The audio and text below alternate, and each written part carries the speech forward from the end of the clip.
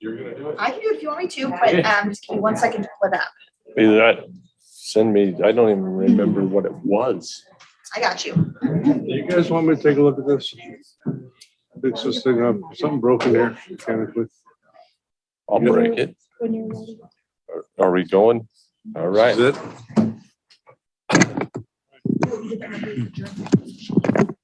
All right.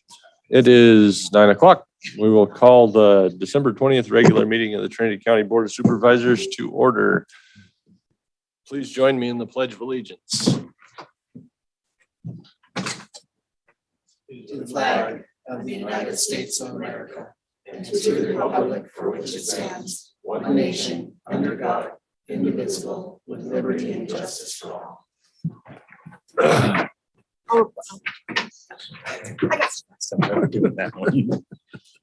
Presentations, Board of Supervisors, item 1.1. Receive a presentation Airbnb matrix of neighboring or like counties. Impact. I get to start off right away. All right. So quite a while ago, we had public comment wanting to know what our Airbnb rules were in this county. And the short answer is that we have no rules except for the TOT tax, which all Airbnbs have to pay, or short-term rentals, depending on what you want to call them. So I somehow was convinced that I needed to kind of look into this a little bit. So basically, all I've done here, I don't have a conclusion on what we should do. I came through and looked at a bunch of like counties ordinances, and virtually all the counties around us and smaller counties have an ordinance. So I just compiled these into kind of the highlights, what everything had in common. So you have that sheet. Most of them have a common thread, such as the max days of stay. They're all 30 days. When it comes to zoning, it was very different, though, and that's probably because the zonings of all different counties are so widely varying. But so you have counties that just say, okay, any place is rural residential, like Placer County, just kind of every place, to other areas where it's very down to very small or very narrow zoning. And so like Humboldt County has a single family zone that's only allowed in. One of the kind of interesting things that I found that I think is important, but I wouldn't have thought of, is that the contact person. And so these also vary. As you can see, Humboldt County, the person must be available 24 hours a day and reside within 5 miles. And I think that's something that in Trinity would be very difficult, but I really understand the reasoning because we have a lot of out-of-town owners that rent these out. Where Placer County is, you have to be there within 60 minutes. Del Norte is within 30 minutes. The fire stuff varies quite a bit. And some that you have to have inspections. Others, if you have a regular house, you're fine. And then the use permit goes all the way from a CUP in Siskiyou County to just in Placer County, a director rental permit.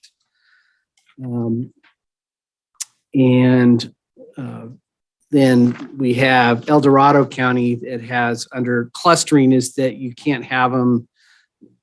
It's like basically every 500 feet, you can't have it. No clustering in an area. Every place else has no ordinance on that. So again, when doing this and talking to some people, I don't know how much need there is in Trinity County on this. I had some people that felt that they had been bothered by vacation rentals and would like to see some sort of control over it. But quite frankly, there's not a lot of interest at this time. There's not a lot of impact, I guess is a better term. So I just put this together for you guys in future boards to have as information if you want to. This is a good groundbreak place to start looking at rental ordinances if you deem it necessary today, or if you want to wait until it becomes a bigger impact. Any questions? Okay. I'll have a question. Sure. Do you know what current TOT revenue is coming in from Airbnbs since tax collector made that agreement? Was it a year or 2 years ago? I don't have the dollars. We have, she's here if she knows them off the top of her head. Well, not to put you on the spot, but I'm just curious if it is tracked differently in our data, what comes in from Airbnb or VRBO, stuff like that.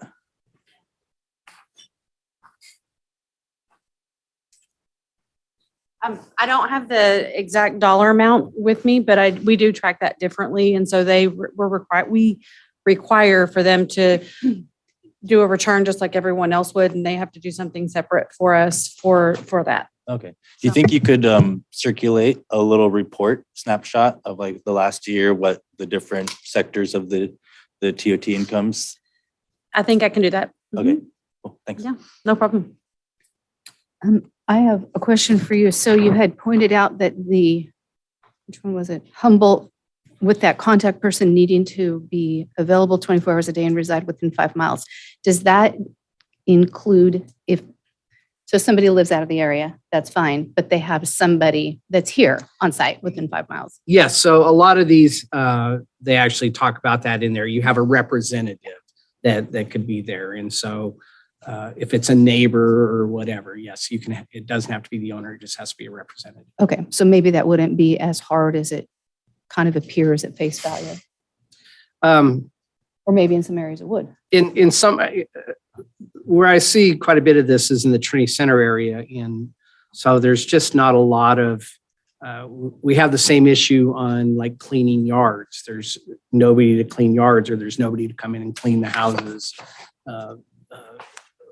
I shouldn't say nobody, but it's a very limited supply. So it is a big responsibility if you're renting out, say if you're renting out 15 weeks, that you have to be there, have somebody there within 5 miles, 24 hours a day. That's a big ask. And that 24 hours a day, they don't give a response time. They just give a distance. Yeah, they have distance. Other ones have response times.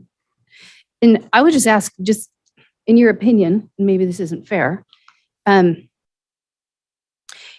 your statement was there's not a lot of impact at this time, so maybe we don't want to deal with it now until we see more problems arise. Do you think it's smarter to be ahead of the game, or wait until we actually see a problem and then address it? So I guess I would kind of fall back on my philosophy that government should sort of stay out of the way until things become problematic. I see both sides of this, but you're really not going to know what exact problems are for your area until you see the problems. And so, and I'm not sure if I'm using good planning or just being philosophical anti-government when I say that if it was just to me, I think I would wait until you had more issues and more complaints. And so, for example, like if you have noise complaints, we still have stuff on the books and we still have the ability to stop or require people to follow the same rules. I don't know, that was a long-winded way. I don't know if I answered your question. So Keith, I have a question. You said that the caretaker or the homeowner had to be on site 24/7, 365 available. Why it's being rented. While it's being rented. Yeah. So if I own an Airbnb, probably I'm not going to be there. They're going to be at my house. I'm going to be in San Francisco. Right. How does someone get qualified to be available? Because I'm not really available if I'm in San Francisco and I need something done up here. So is it the person who cleans the place, or do you have a management company? Is there anything that's allotted right now at that time? What would qualify someone as a, So that would be what you would write into the ordinance. As you look, like El Dorado County has to be, that person has to be certified by the county. And I'm not sure what that means. right? Shasta County, you have to have a person on record. So you have to say, Jane Doe down the way is my person. Right. So that would really be up to what you said at the ordinance writing time. I think within deeper in these, that the neighbors must be given the number of that person. And it's really more designed, I think, to like, hey, they're being noisy or they're racing cars. You go over there and, you're responsible. You talk to them. So I guess that was half of my question. The other half is as far as like things breaking while you're there. If I'm in San Francisco, I'm not here, I'm renting the place for 5 days and all of a sudden the plumbing goes out. Is this a allotted person? Have a list of people? Does El Dorado do that? Do you know enough about, or have you researched it to find out? No, I don't think the counties are requiring them to have those lists, but I think that, of course, if you have a caretaker, that the whole point is them to take care of plumbing issues or heater issues or whatever issues that you may come along. And again, that would be up to, if you wanted to make that a requirement when you built the ordinance, you could do that. Thank you. Other questions? Thanks, sir. All right. All right. Transportation. Item 1.2, receive an update from Dyer Corp on the Canyon Creek Road slide, no fiscal impact.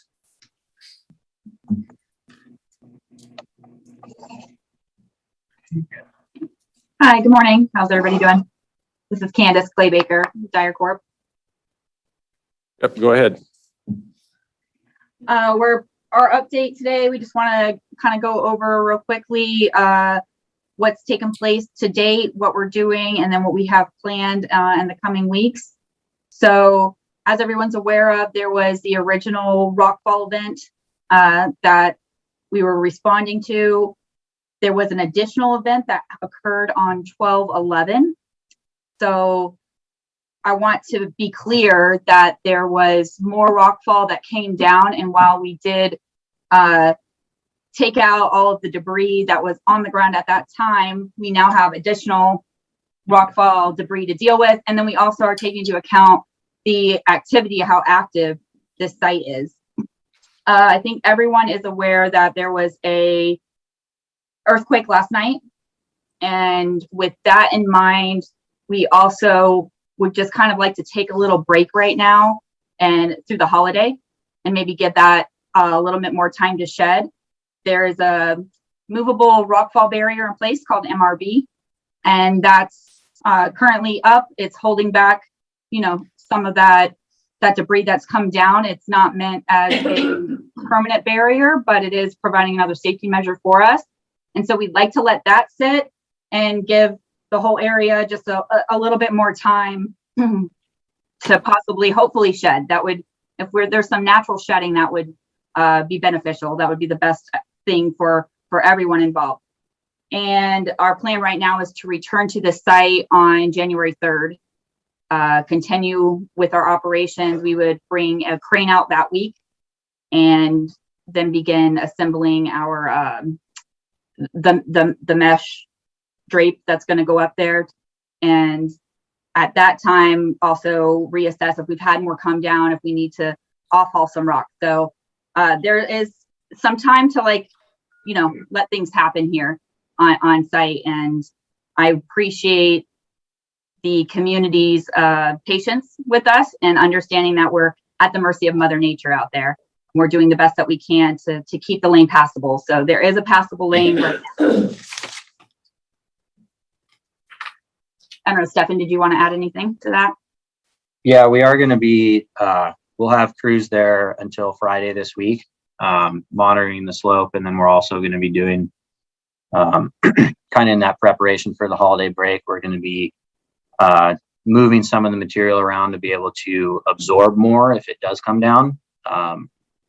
Our storage there has kind of gotten used up. So we're going to go down later this week and kind of manipulate the material around and bench it out to where if anything else does come down, it will hopefully, if it's not a large significant amount, it'll just land on the bench that we're going to create instead of hitting the MRB and possibly pushing that out and blocking the lane. But from Friday until January 3rd, we won't have anyone there on site.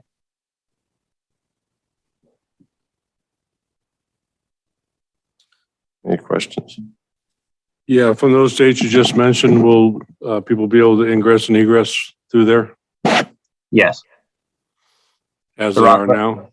Yeah. The temporary rockfall barrier will be in place. We're going to leave that there for sure. And then they'll have the one lane to be able to travel through. Yep, we will be placing a temporary traffic signal there to provide easy access back and forth. Well, from all the emails I've been getting, thank you very much.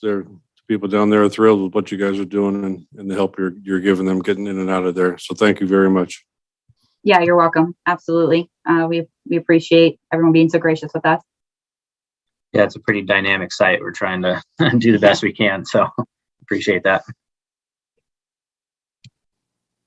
So this is Keith Groves. I saw on Facebook that you were having limited traffic this week. I think it was the 19th through the 23rd. Is that still on or is because of the earthquake you're changing that schedule? No, the earthquake won't change that schedule. We were going to be kind of plugging away at different things. We're up at the top of the slope, trying to clear that out as much as possible, making room for material, things like that. So there's activity happening on site this week. But as residents approach that area, we are taking the time to let them through. We haven't had anyone have a significant delay, but we did want to make sure everyone knew that from 7:30 to 4:30 this week, we will be on the site doing various activities. And thank you for that. And what happens if there's a major slide in this 2 weeks while you guys are gone? Or your container tips over and closes the road? Will you come back or? Yeah, absolutely. So we have team members that are, within a couple hours of a response time. This kind of how I've been communicating it to the community as well, is to have faith in the fact that we all will go immediately into response mode and do our best in that situation to be on site and rectify what we can in a safe manner as soon as possible. So I would imagine that our response would be within a few hours if something major happens out there. And our equipment's going to stay on site. So it'll all be there staged, and basically just have to get the guys to show up there and they can get to work right away. Did you find a new place to park it? Yes. Yeah. And all that stuff will be coned off. It's basically from the corner. If you're familiar with the site, kind of that first blind corner, we're going to have cones barricading everything off. So, it'll be no different than how it is now. The residents have gotten pretty used to having one lane for a small distance there. So. Any other Chair, questions? excuse me, Chair. I would like to acknowledge and appreciate the Department of Transportation staff. They've been very diligent in updating their website, doing the best they can to respond to any questions or concerns. So I just wanted to make sure to acknowledge their hard work, and they totally understand and empathize with everyone on that situation. So thank you. Yeah, I'll second that. A lot of the residents on Caney Creek Road have reached out to me saying, please let the road department know we are so thankful, and Dyer know we're so thankful for their communication and efforts. So way to go. Any other Great. questions before we move along? All right. Thank you, guys. Thank you. Thank you. With that, we can move into the public comments section. This time is for information from the public on matters not appearing on this agenda or within the consent calendar. All comments are limited to 3 minutes and must pertain to matters within the jurisdiction of this board. When addressing the board, please state your name for the record and address the board as a whole through the chair. No action or discussion will be conducted on matters not listed on the agenda. However, the chair may refer the subject matter to an appropriate department for follow-up or schedule the matter on a subsequent board agenda. Good morning. I have two issues. My first issue is your consent agenda. You need to, when you pull something off, you need to discuss why you pulled it off before you ask for public comment. Last time Keith pulled an issue and there was 15 minutes worth of discussion and all he wanted to do was change a word. So everything else you do, you always talk about what you want first before you do public comment. So you need to do that back again with the consent agenda this time. And the other issue is you guys are not a for-profit corporation. You are a county government. You need to think about what you're doing for, like you're having a fee schedule today that you're talking about. And the issue is that when I worked for Roundtable, we were making $7,000 a day until we raised our prices, and then we went down to $3,000. So if you do the things that you're planning on doing, you're going to lose income.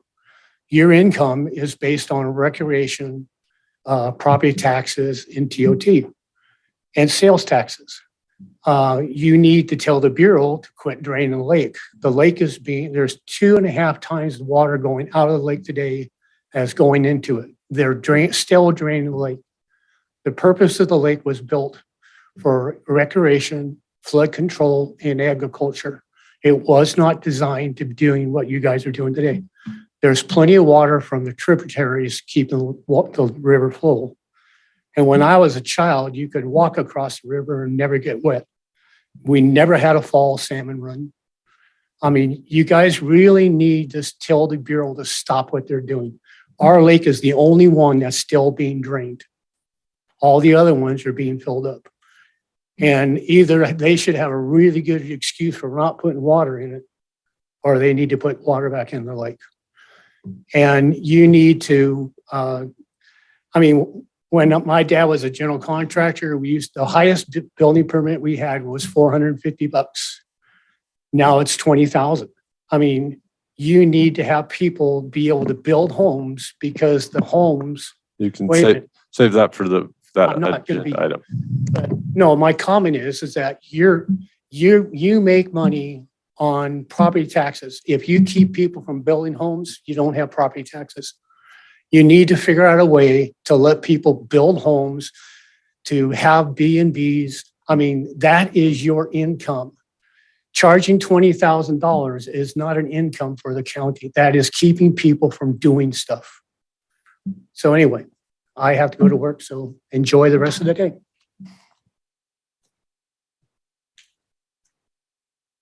Any other public comment?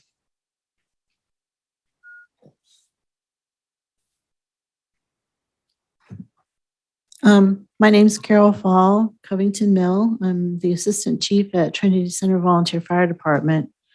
My comment actually, I think, would be in conjunction with Steve Renton, who's the Assistant Chief for Coffee Creek and who is, I believe, on Zoom. But I'm here to support the Coffee Creek Volunteer Fire Department request to have their station plowed. We're small departments. We respond mutually. So when they can't get out of their station, our response suffers. Trinity Center has been fortunate in the past in that we have a volunteer who uses the water company backhoe to remove the snow in front of our 2-bay station, our old station. But that volunteer works full-time, and right now he's out of the county. So not always available. Now we've moved into a 6-bay station that fronts directly on Airport Road, which is one of the priority 2 streets under your snowplow policy. After the most recent storms, our volunteer had to remove both the snow in front of the station plus the berm left by the county plowing. We had 2 structure fire calls, plus a medical call the day after that snowstorm. So it's critical that we be able to get out of our station. So we're requesting that the county actually follow its snow removal policy as written. And we're in the snowy part of the county. That snow removal policy specifies snow removal for emergency services. That's us. So please plow the snow so that Coffee Creek Volunteer Fire Department can get their emergency vehicles out. And please plow in front of Trinity Center when our volunteer has not been able to remove the snow in front of our station. Thank you.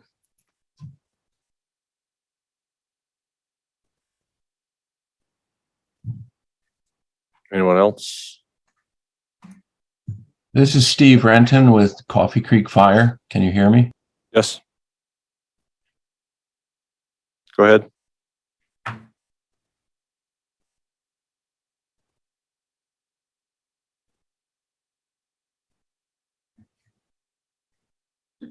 Steve Ranton.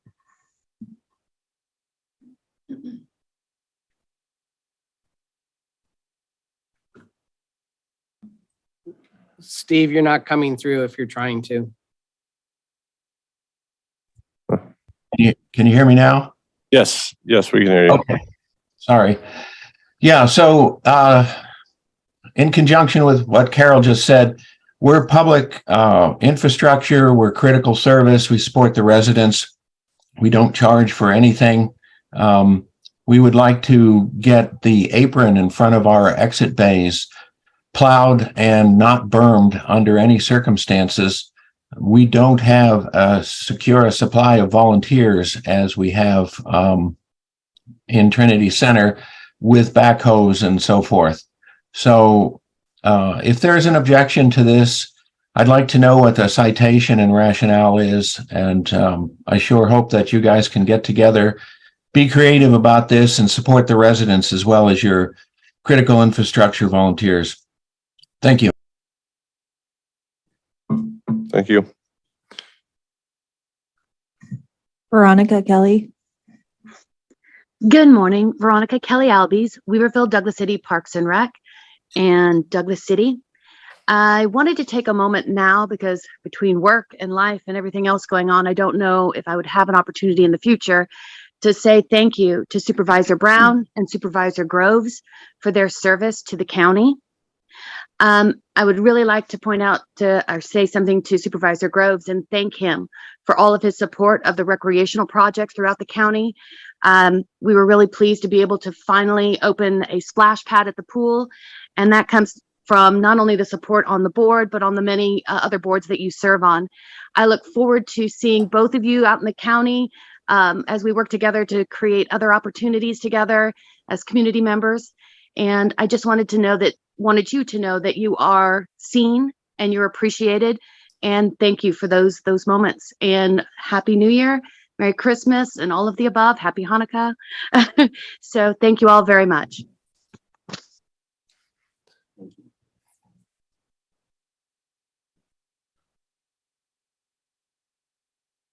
I have no raised hands, no new chats. Mr. Chair, I have 2 things. Okay. One, I would request that the board ask the TOT to look at the snow plowing issue for both Coffee Creek Training Center and in Lewiston if they have an issue there. This has been an ongoing issue for years. We've had gentleman agreements over the years off and on to do the plow, but there's never been a policy where we do it. So I would ask you guys to take a look at that. And secondly, I have public comment. Okay. Very.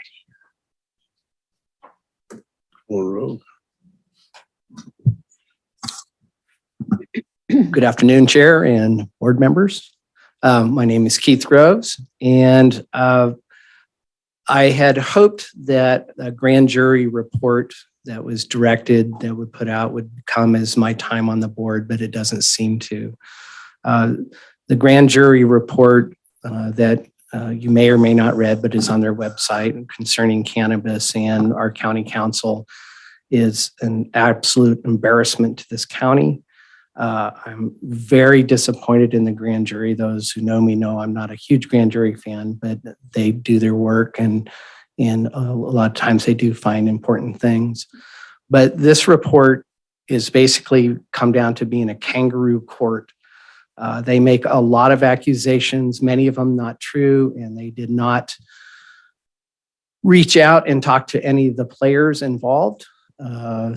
They took an anonymous letter and ran with that and basically just give a bunch of talking points for one side without looking into it. And quite frankly, it's an embarrassment to this county. I hope that at some point, and I don't know the protocol in this, that the judge that oversees them gets contacted and at least they get taught some basic investigative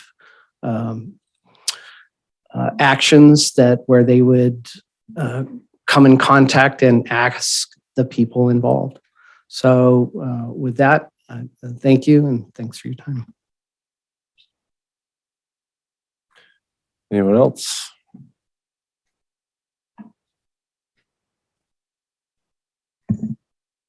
I have no raised hands, no new chats. All right, with that, we will close public comment and move into reports and announcements. Reports from department heads.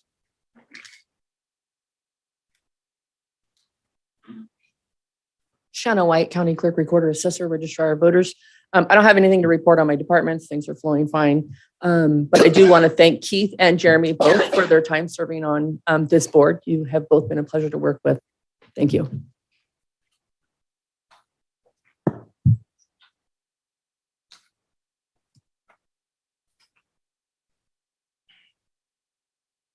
Good morning, Chair, members of the board. Liz Hamilton, Department of Health and Human Services et al.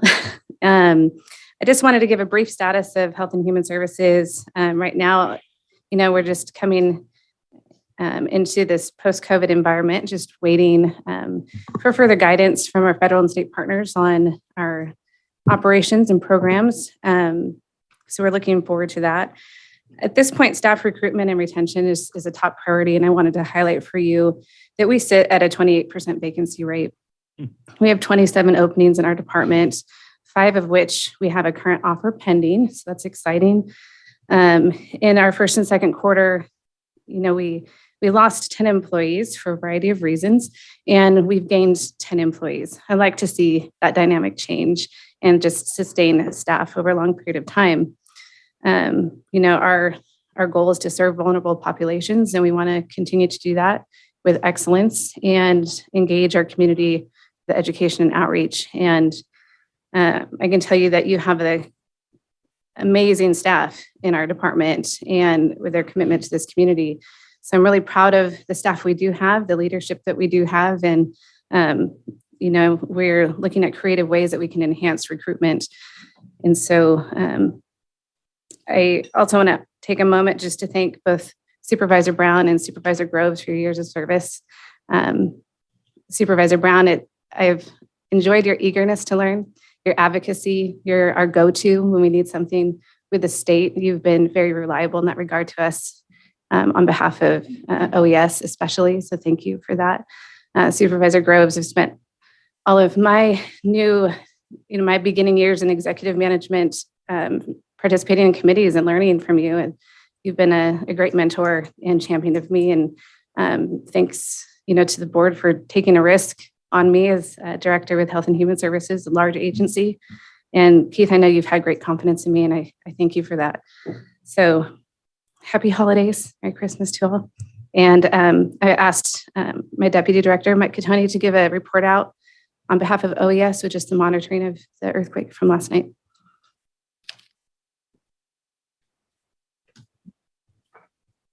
Good morning, Board. Mike Catoni, Deputy Director for Trinity County OES. Just a quick update. As we all hopefully know, there's an earthquake that hit Humboldt County early in the morning. We have not received any reports of damage here in Trinity County, although we do have quite a few residents who are impacted. We estimate about 1,400 customers from Sawyer East to Cedar Creek who are on PG&E power, and we have another about 300 customers who are PUD customers who get their power through a PG&E transmission line. So those are folks in Big Bar, Big Flat, and High and Palm area. So we've been in touch with Cal OES, Trinity PUD, and PG&E. PG&E is working on restoring power to the substations and the other transmission lines. So as soon as we have some information, we'll be putting it out on our website and Facebook page. And I also, just because we've heard some comments about the alerts that went out for the earthquake, and I just wanted to kind of let people know there are a couple of ways to get those alerts. You can download the California MyShake app, and you'll get those notifications through the app. But a lot of people who don't have that app were also getting the notification, and that's because it came through the FEMA iPause wireless emergency alerts. And for those people who did not get those on your cell phone, you, go into your settings in your phone and enable those emergency alerts so that you're able to get those. And if you need assistance with that, you can call OES 623-1116. Thank you.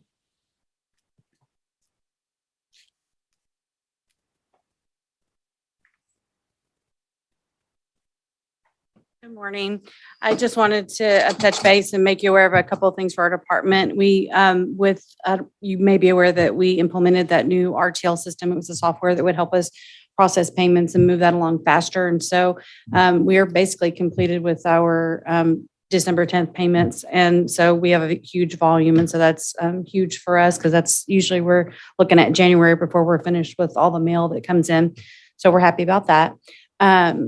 Which it's seriously huge. It's over a decade. It's been this January. I did also want to make you aware. I know that they've brought up multiple times that the phone system in the courthouse is an issue. And so we've been experiencing quite a bit of that. And I spoke with them this morning, IT, and they're hoping that they'll have that whole process completed by fiscal year end. But we have several phones in our office that are not working, and that's creating a problem for us. And so we check voicemail regularly just to see, and there'll be no voicemails, and then all of a sudden there'll be 30. And so just so you're aware, so if you're getting calls, we have a real problem. And so they're working this morning to try to find a fix for us in the meantime. I did also want to touch base and add a little bit just to the TOT piece that he brought up. One of the things the constituents or the consensus across the state is that the TOT, it's the rentals, it's an impact to the available rentals. And so that's the big problem with why a lot of the counties are looking at doing those ordinances, is that impacts what's available for rentals. And so we can't have people come in if there's nothing to rent. And so that's one of the impacts on that. And I also wanted to say thank you to Supervisor Groves and Jeremy Brown. You've been really great with helping me with state things as well. And you're a wealth of knowledge. And so I appreciate working with you all these years. So thank you.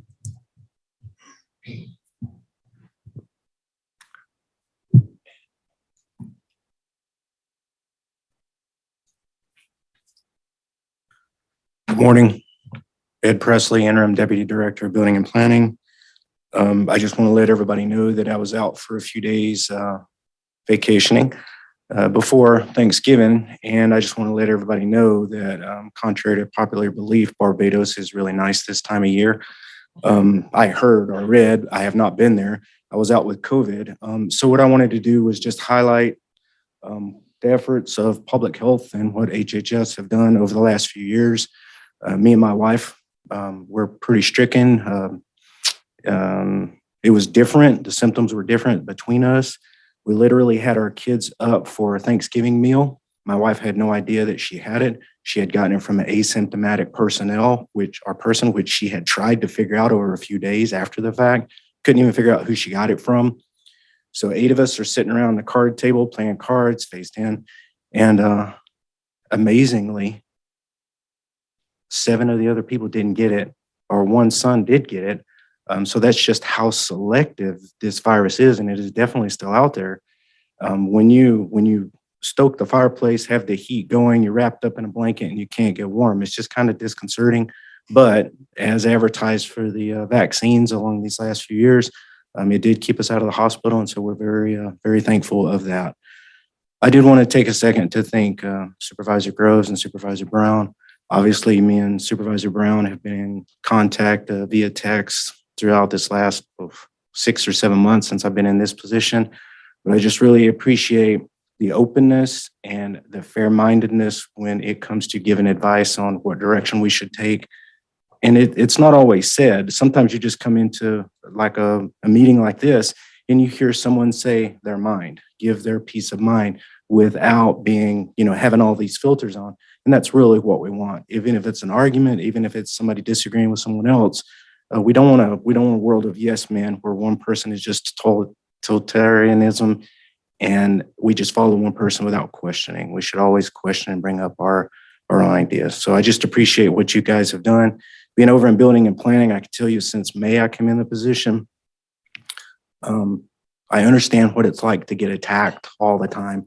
So I really appreciate the steadfastness with which you guys have approached, and everyone has approached their job. So I just really appreciate everything.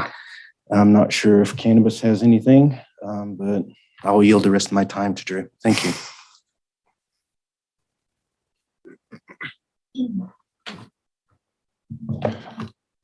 Good morning, Chair, Supervisors. Drew Plabani, Environmental Compliance Specialist, Acting Division Director for the Cannabis Division.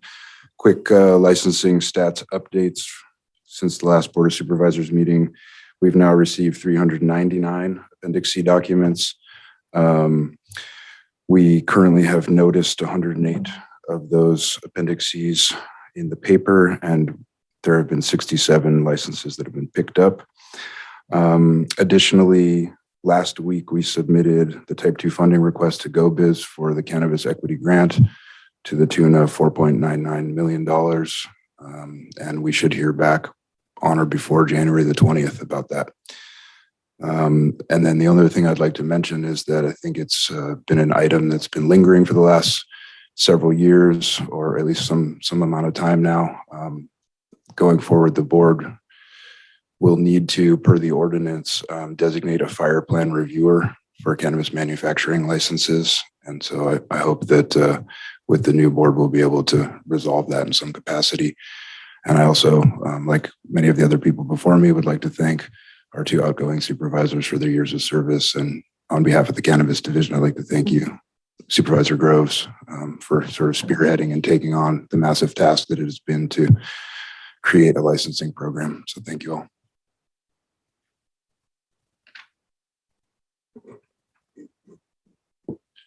Any other department heads? I'd be happy, if I could have an opportunity to report out from closed session from the last meeting. I can do that during department heads or after. I can be here. Do we have, first I'll check to see if we have any on Zoom. I think most everybody's here today. Go ahead. The board met in closed session at the last board meeting on 5 items. Item 6.1 was existing litigation. It was the Carlson versus Trinity County and Hoopa Valley Tribe cases. Those were continued to today's meeting. 6.2 is a liability claim for Linda Lindsay against Trinity County by a 5-0 vote. That was denied and referred. 6.3 was real property negotiations. There was 3 properties, 430 Morgan Hill, 101 Memorial Drive, and 104 Hawthorne. Direction was given to negotiators.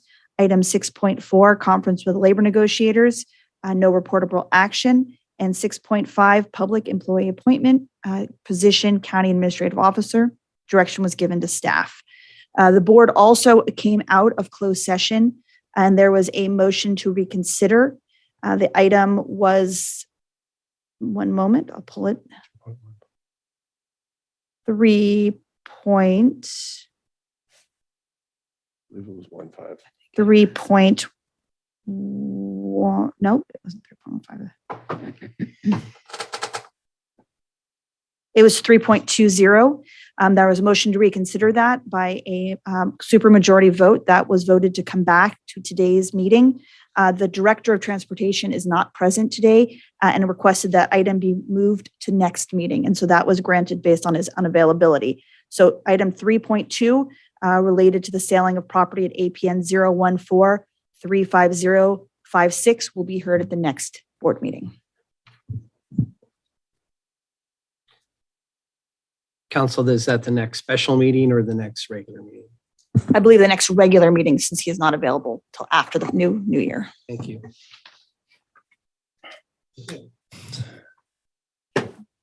Another department head. Try to get this done quick. I would be remiss if I did not recognize outgoing board members. And just as Ag Commissioner Seeler, Joe Morio, Ag Commissioner Seeler, sorry.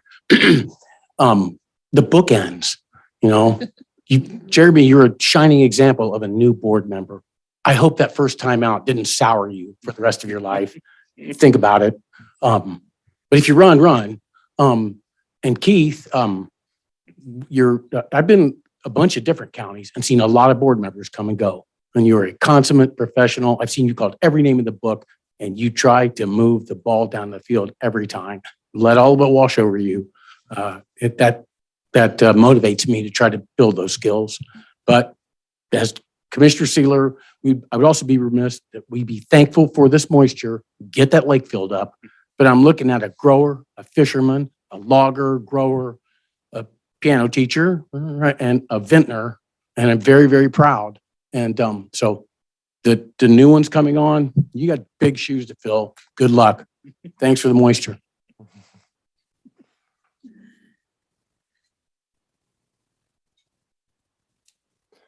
Right. That's it for department heads. Report from County Administrative Officer. Okay, good morning. The past few weeks have been pretty busy. I did want to let the board know that the retention incentive bonuses were issued to the county employees last week and department heads. And on behalf of everyone, I want to thank you for your support in those bonuses. So thank you very much. I do want to make sure you are aware that, I have been very aware of the issues with the solid waste department. There has been some staffing issues in regards to illness. And as Ed Presley shared, this flu or COVID, issues are still happening within the staff. So I am working with the division director to work on improving communications to ensure the public is aware of when the transfer sites have to be closed or if there are staffing issues. So we'll be working on that to make sure everyone's aware. In our HR department, we currently have, according to our staff member that works with the recruitments, 31 vacancies that we're working on. There is an item on the agenda today that I did let the chair know that the individual for the risk and loss prevention manager has withdrawn his acceptance for that position, so that we will be flying that position again.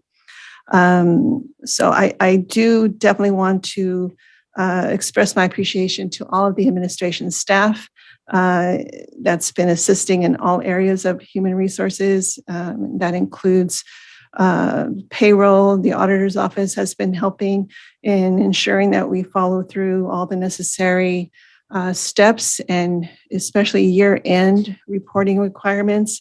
It's been quite a workload for the staff, so I do apologize for my lack of availability. But again, I couldn't do my job without the staff that we have right now. And again, the auditor's office also. I am going to be working with Trindell to see if we can receive some support from their staff on the risk management side of that office. Let's see, I did share with you this morning a report from our grants division director. As you can see, she's been accomplishing quite a bit of, grant, receiving and pursuing grants. I was really appreciative that she was able to help the cannabis division with the equity grant application. Her plate also is very full, but for her to make time to do that is greatly appreciated among the many, many housing projects that she's been advocating for. So I appreciate that.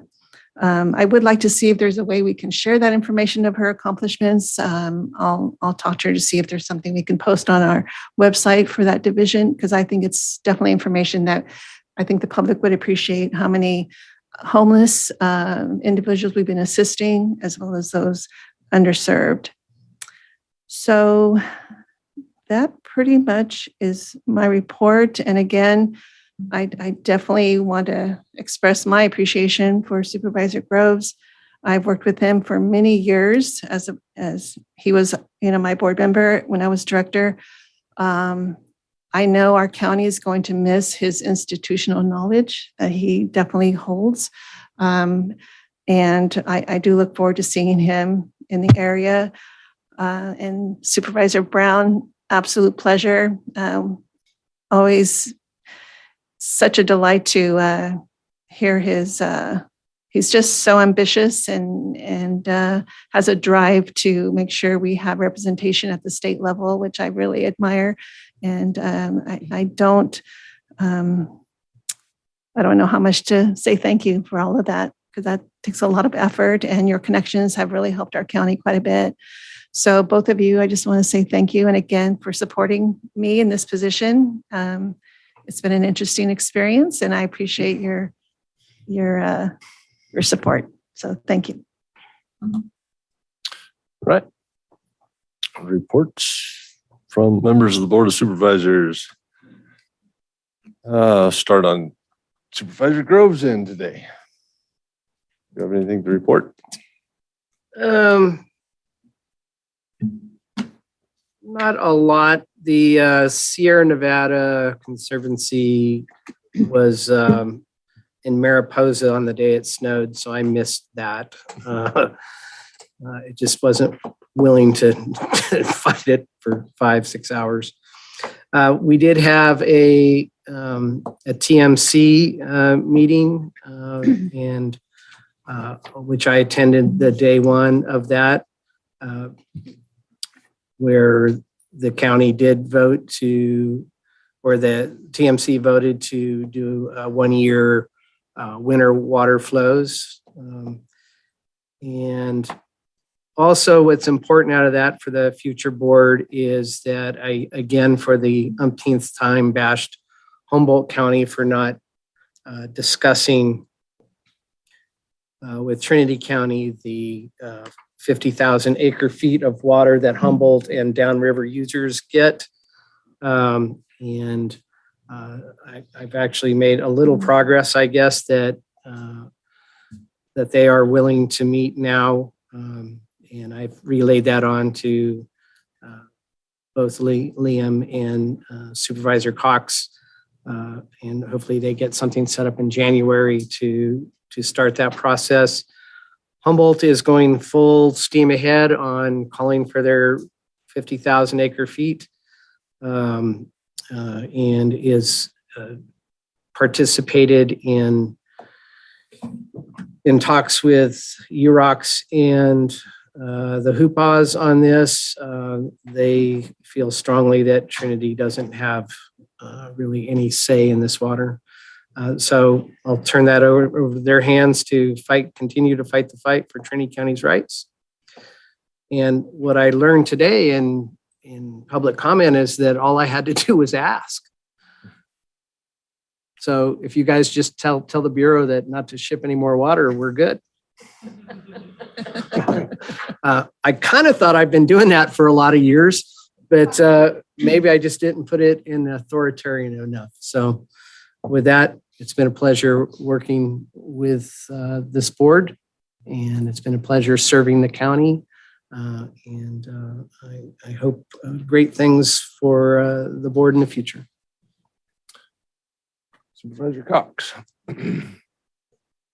I will first tell you about an update regarding the Minersville boat ramp. I had reached out to Assemblyman Wood once because he welcomed that when Supervisor Brown and I were in his office, and sent him a letter asking for what the need appeared to be at that time, and subsequently learned that the Department of Boating and Waterways has realized that the increased cost over the delayed time is reasonable, and they're willing apparently to provide those additional funds needed for the engineering plans to go forward. What the Forest Service needs is a letter of confirmation of that before they can put out an RFP to find that engineer. So we're at this kind of standstill. And so I sent a subsequent message to Assemblyman Wood saying, here's exactly what they need. And I even laid out, while it is an aggressive timeline, it's a hopeful timeline. And I think it can be reasonable if everybody keeps moving the ball forward. So I asked him that if he's got some connections, which he says he does at the Department of Boating and Waterways, would you please encourage them that very timely, we need that letter so that the Forest Service can do their next steps. And all of that is completely recognized because the last time I met with Supervisor Berkey, she said, if you can get us, if we can get to that stage before early spring, when in this case, it's not grants and agreements, it's the contracting department, but they have the same anticipated and typical springtime bottleneck. If we can get to that step, then we are hopeful that by early summer, we could have an engineering firm selected. And I put it out there, I would like to see construction commence by fall of 23. So we'll stay on that path and keep thinking positively. So I will report out now on the Good Neighbor Authority as the board directed ad hoc of one. On November 30th, District Ranger Tara Jones provided an agreement draft based on initial information that she received from the county and interested county public partners. She sent that copy to the county on the 30th, and then she requested with that any additional comments or edits. Director Caucus tasked David Colbeck with this project. So David reviewed that document with a fine-tooth comb. He made a good number of proposed edits and additions. And because there were members of the public who had great interest in this and have been having conversations with me as far back as 2.5 years, and with the Forest Service as far back as August, I asked that David invite them in for conversation just to hear from them. And what that really ended up being was answering their questions and concerns. I think if anything, once he explained what his edits meant and why he put in the requested pieces that he did, they realized that their concerns would be met by that.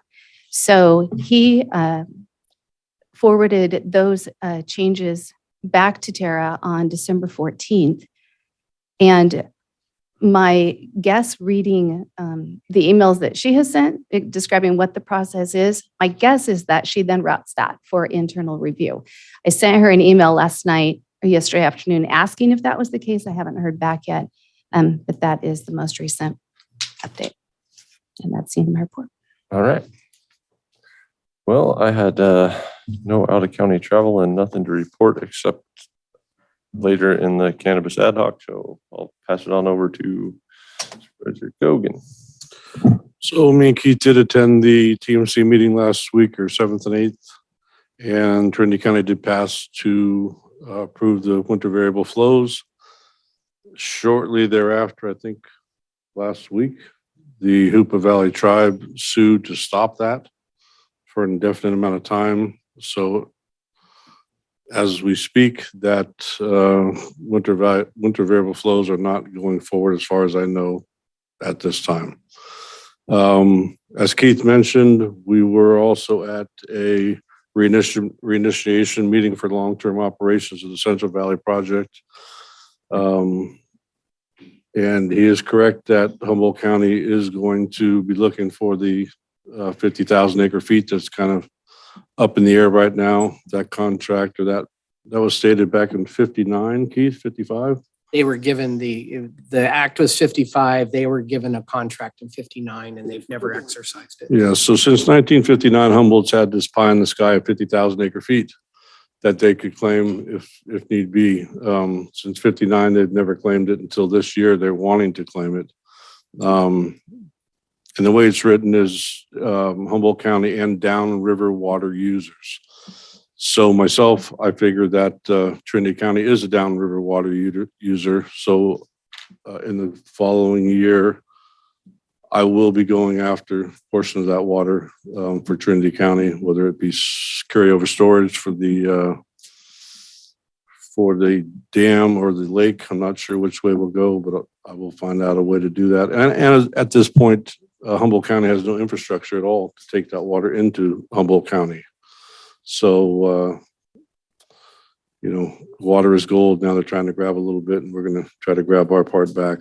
So it's going to be kind of a back and forth with those guys for this coming up year, but I'm ready for that.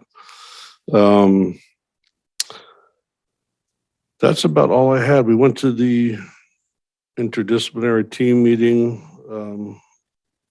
earlier this week.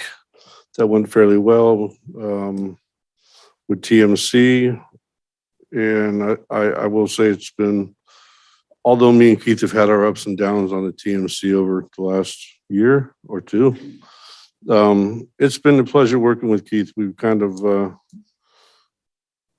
put our heads together and tried to do the best thing, even though we didn't agree on the best thing all the time, to get the right thing done for the county. So I do appreciate working with Keith on the things that we did work on.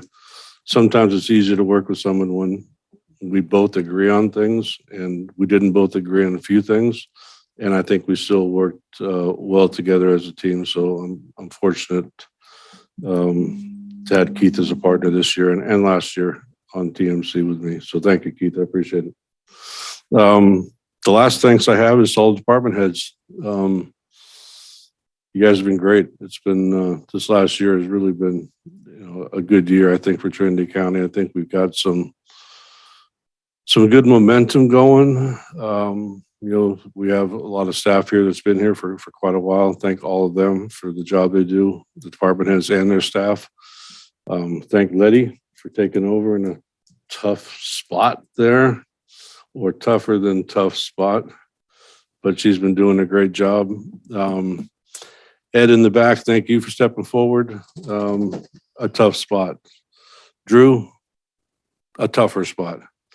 I appreciate it very much so. We have 100+ licenses out now. A few months ago, if you asked me if that was going to happen, I'd have said no. But you got it going, and best wishes for you in the new year. And to all your staff, just tell all your staff, great job, and let's keep up the good work. So I just want to thank all the department heads, Letty, Ashley, and the people that aren't here for just working hard. And I think we got a good, we're on a good roll. I think we can get this thing going as best we can. We have a new CEO coming in, who I think will be very, very productive for us. So onward and forward. I'm ready for the new year. Thank you. And Susie, who's not here. All right. Well, on December 7th, I went down to Sacramento and attended the RCRC final quarterly meeting for the year. Also, Supervisor Cox was present for that as alternate and soon to be the designee. We got a good presentation on the sites reservoir. Supervisor Groves and I had received a little presentation informational about it, I believe maybe a year and a half ago.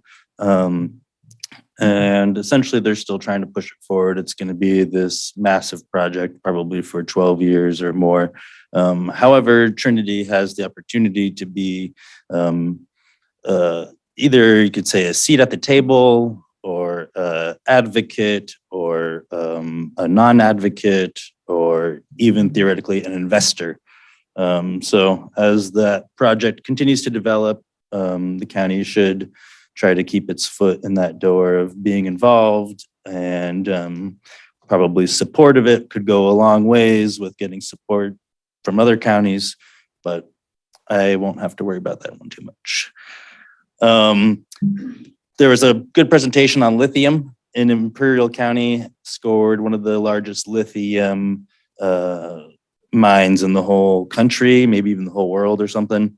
So they are on this massive economic development opportunity with lithium. And again, there's kind of a little opportunity for Trinity County to show support for what Imperial County is trying to do and kind of be involved and learn from the opportunity with that natural resource and all of the ripple effects from that.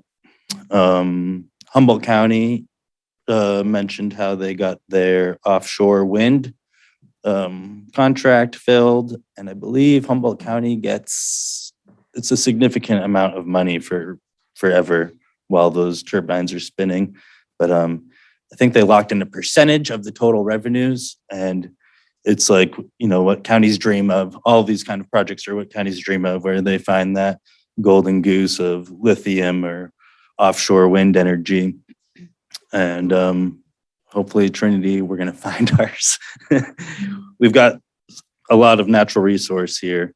It's just really finding a way to utilize it. And we're so remote. That's one of our challenges, I think. I'm getting off topic. Butte County Supervisor Doug Dieter was promoted to chair of RCRC. Chris Lopez from Monterey County was promoted to first chair of RCRC, and Modoc County's Jerry Byrne was elected to serve the second vice chair for RCRC. Modoc County, Jerry Byrne, if anyone wants to talk about water issues and Bureau of Reclamation, I would highly suggest you reach out to her. Modoc County has been, I would say, one of the strongest, I don't know what word to even use, but they'll do they'll send all the trucks out and block the highway to get their point across, and they'll shut down commerce to say we need our water. And so anyways, if you want to learn about aggressive tactics for BOR and if they're effective, Jerry Byrne is probably your person. The Clean Air Resource Board was going to submit a draft for clean fleet requirements. They pulled the draft. It will be coming out this spring and theoretically implemented next fall. It affects the county in some ways, but not always. An example being that emergency vehicles, road department vehicles will be exempt from being clean energy, but the smaller vehicles, I think like the Subarus, all that stuff, they're going to want that to all be electric down the line. So keep that in mind. Also on December 7th, Supervisor Cox and I met with Assemblymember Woods and kind of had an annual debrief. Supervisor Cox got to address some of her important issues, such as the boat ramp. And we had a great time just kind of being in Sacramento and seeing the bigger state picture and getting advice from Assemblyman Woods on what's the code, the silent code of ethics on how to get something done without being annoying and burning a bridge, yet being persistent. And so he gave us some nice, just verbal opinions on that. I think that was very helpful. And on December 8th, I met with the Director of Cannabis, Nicole Elliott, and gave her updates on Trinity County's cannabis evolution. I met with RCRC's Bob Burris, who does economic development, and we discussed RCRC has a new grant affiliate. I don't know if it's a company or entity or whatever, but essentially they're able to offer assistance with grants, and they were kind of looking for pilot project grants, so to speak, or just small grants that they could see if there's feasibility in pursuing for them.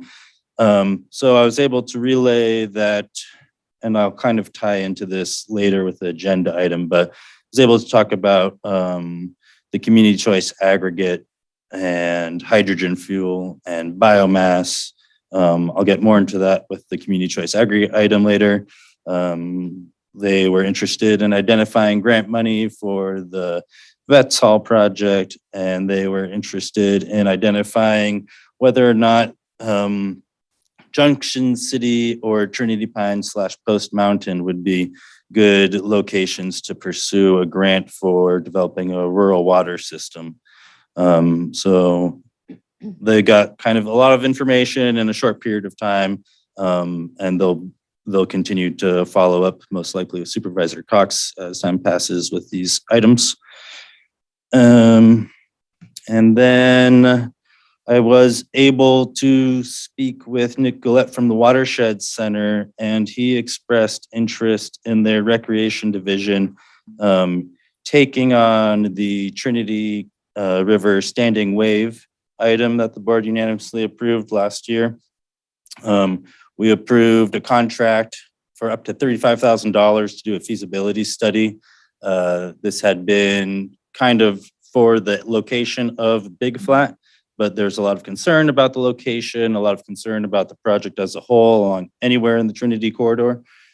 However, the Watershed Center has interest in taking the contract, which we haven't spent any money on yet, taking the contract and applying for a grant to cover the cost of the feasibility analysis, so it'd come at no cost to the county, and the contract could be broadened to essentially determine whether or not the Trinity River is a feasible location at all for one of these economic development, outdoor recreation expansion opportunities.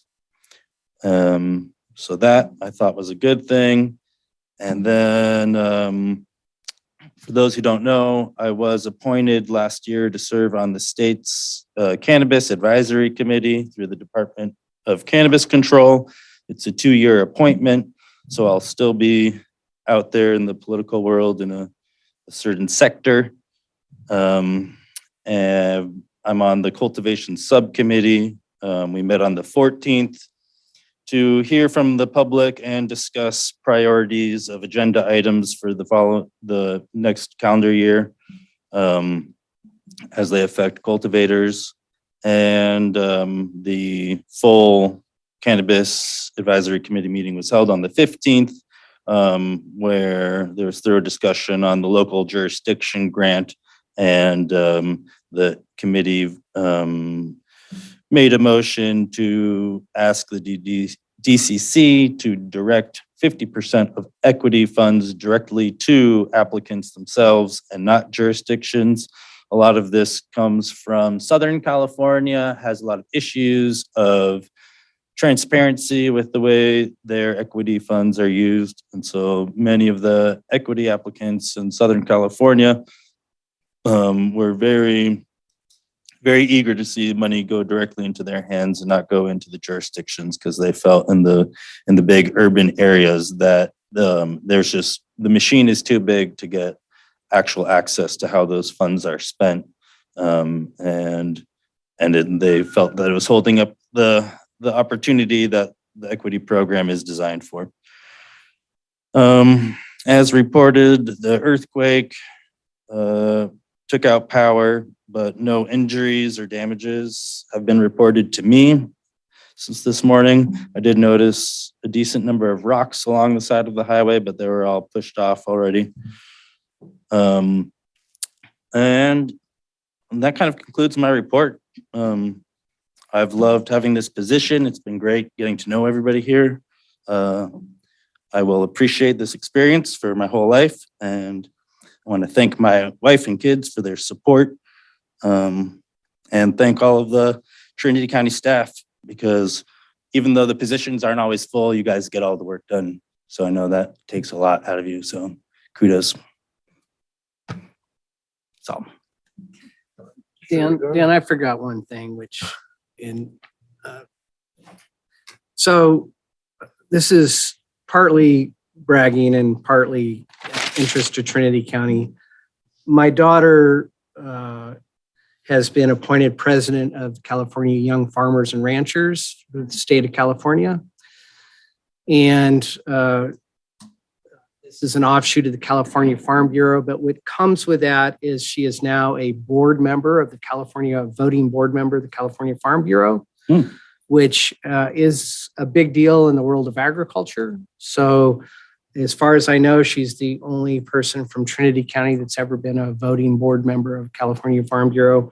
So this has interest in Trinity. If you have any things that you want to talk about California Farm Bureau stuff, she would be the one to talk to. Nice. So thank you for letting me brag. I need to circle back, Chair, if I could as well. Thank you. I missed the opportunity to thank Supervisor Groves and Supervisor Brown, not only for their service, but from what I learned from them. I think it wasn't an easy thing for Supervisor Groves to let a new supervisor come and take the place of one that he had worked so closely with. I think that was difficult. And he did it with kindness and support. And I want to notice that and honor it. Thank you.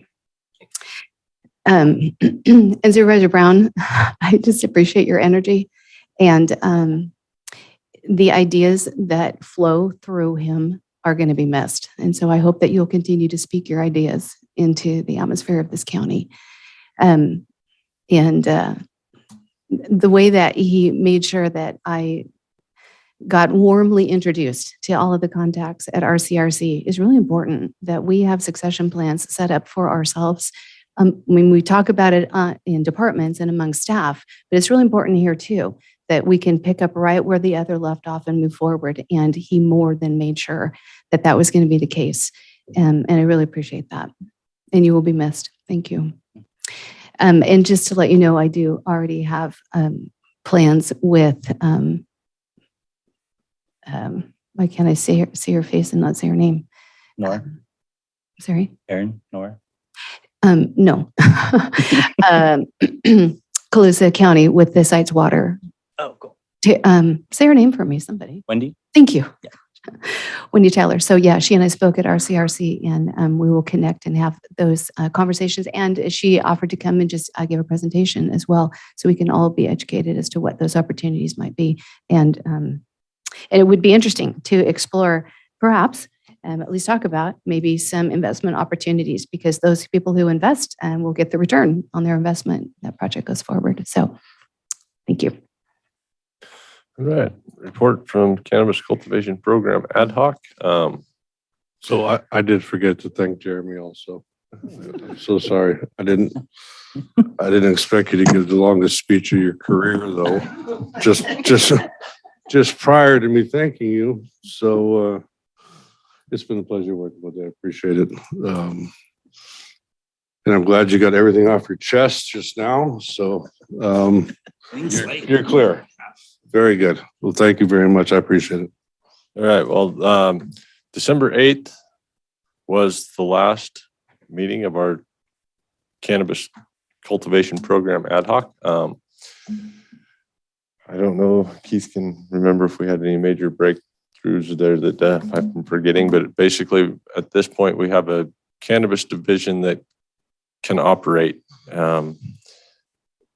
It's been a while getting here, but everything's moving cleanly for the most part. The last several meetings, there hasn't been any earth-shaking things that we had to address. So I feel pretty confident moving forward that the cannabis division doesn't need us to be babysitting anymore. So that's a good thing and a good feeling moving forward.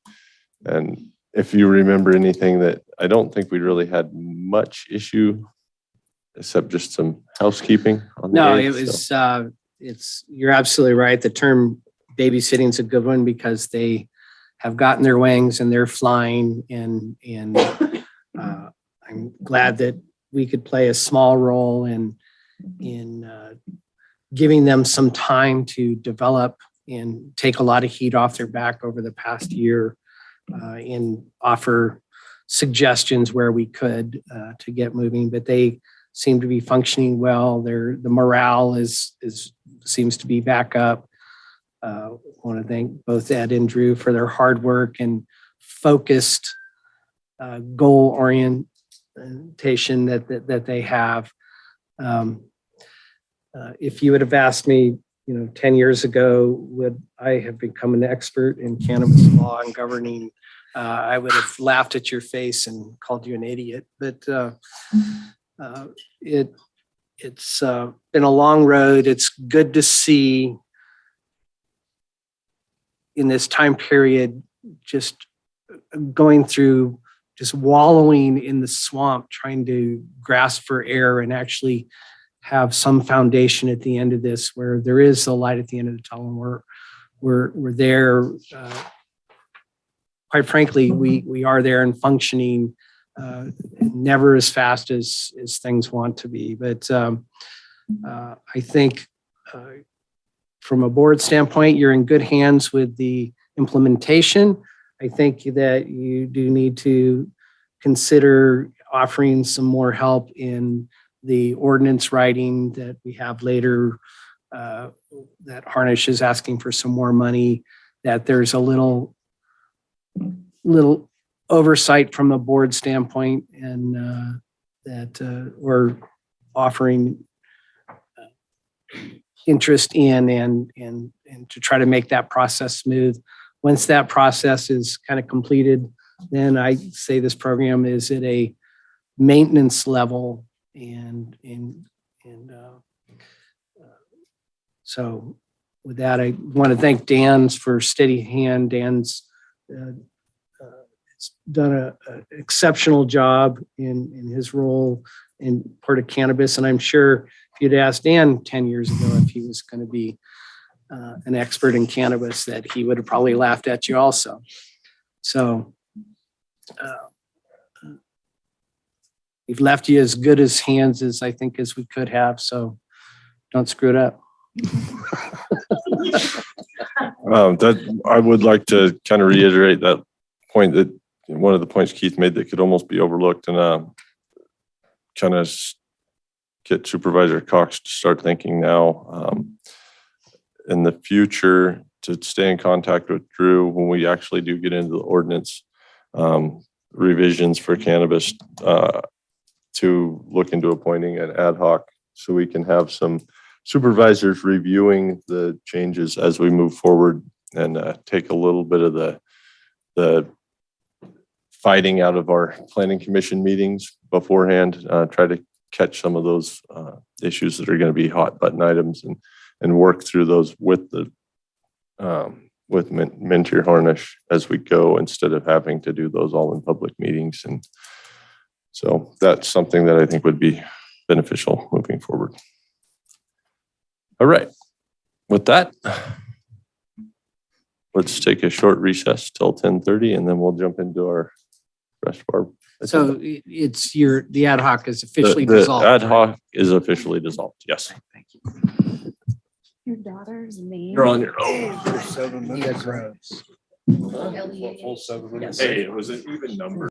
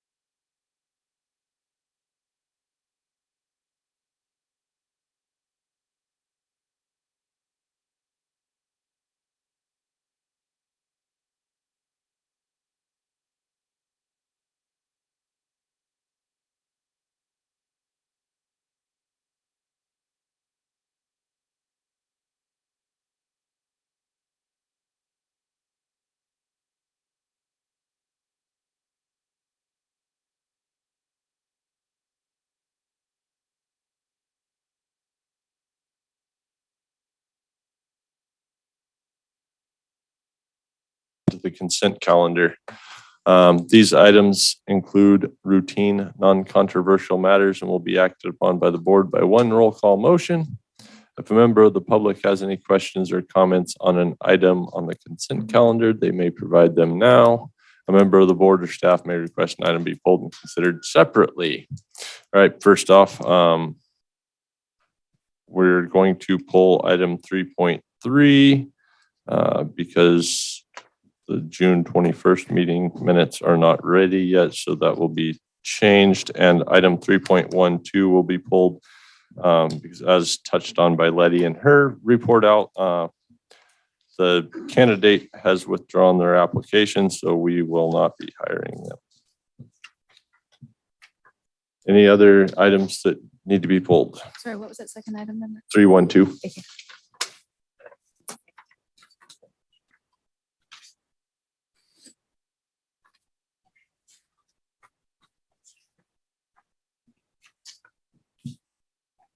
Any items to pull?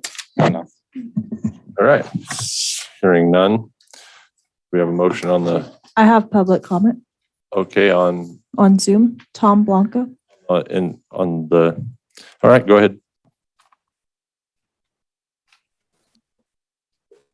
Good morning, Mr. Chair, members of the board, Tom Blanco, Douglas City. I wanted to pull item 3.7, just really for a clarification. I think it's a great idea. We all know the cannabis ordinance challenge has been that our general plan is so out of date. And the idea of updating our cannabis ordinances to follow our updated general plan is essential. What I'm concerned about is the timing. The way I read this contract, it's going to take place in the coming year. And I'm just wondering, are we not keeping the cart in front of the horse as far as this zoning, which is the cannabis ordinances are zoning, which have to be consistent with the general plan? I'm hoping that this update will take place after we have the general plan done. So I just wanted a little exploration or explanation on that. And likewise, my attention was drawn to this item because I saw it as update cannabis regulations, which it seems to use the term ordinance and regulations interchangeably, which they're not interchangeable. Ordinance has become county code, which is law. Regulations dictate how that law is implemented. We have 100 pages of statutory law at the state level and thousands of pages of regulations that the various agencies, now DCC, use to implement.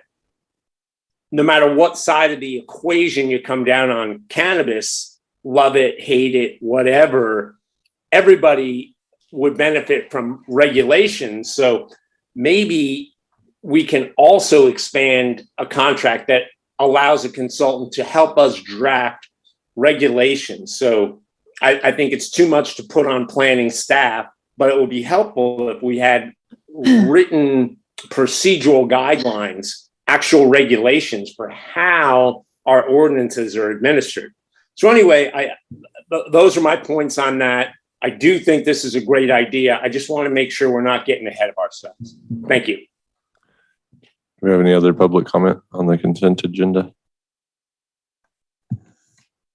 I have no new chats, no raised hands. With that, Dan, I would ask that 3.7 be pulled so we can explain what we're doing. All right. Anything else? Anyone care to make a motion? I'll move to adopt as presented minus the pulled items. I'll second. Any further discussion? None. Supervisor Brown. Aye. Supervisor Groves. Aye. Supervisor Cox. Aye. Supervisor Gogan. Aye. Chairman Frazier. Aye. All right.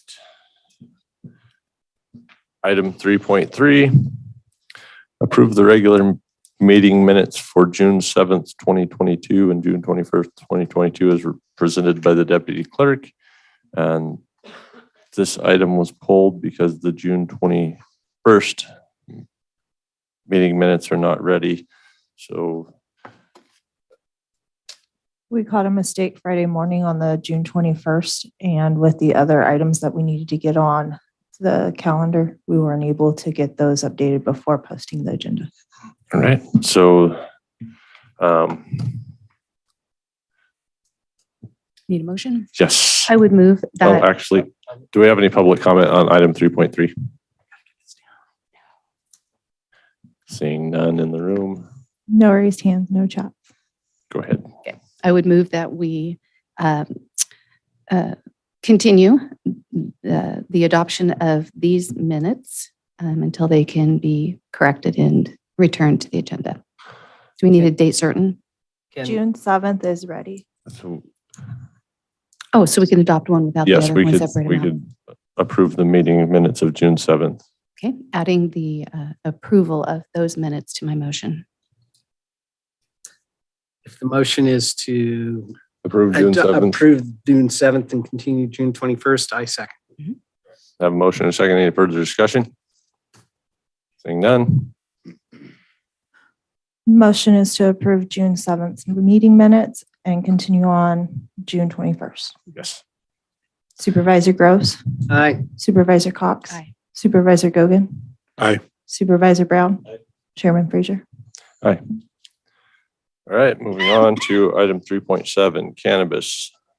Approve an agreement with Mintier Harnish to update the commercial cannabis regulations, not to exceed $58,680, of which $40,000 was an existing budget, but requesting $18,000 from contingency funds. Supervisor Groves, you want to? Yeah, so minus the difference between regulations and ordinances, this is designed, I guess it would be phase one of updates. So we've had several things that have hung out there for years to improve the ordinance. And for years, for example, we've had the stacking addition to the ordinance that's been out there. So this isn't the final tie it to the general plan, which would come after the general plan. But this is to streamline and update this ordinance to the issues that we have vetted out over the past years, such as how long is a license good for? It would be much easier on staff if it was a 2 or 3 year license, and I'm sure it would be easier on the applicants too. So this isn't meant to be the end all, and I'll leave it to county council to decide if it should say regulations or ordinance.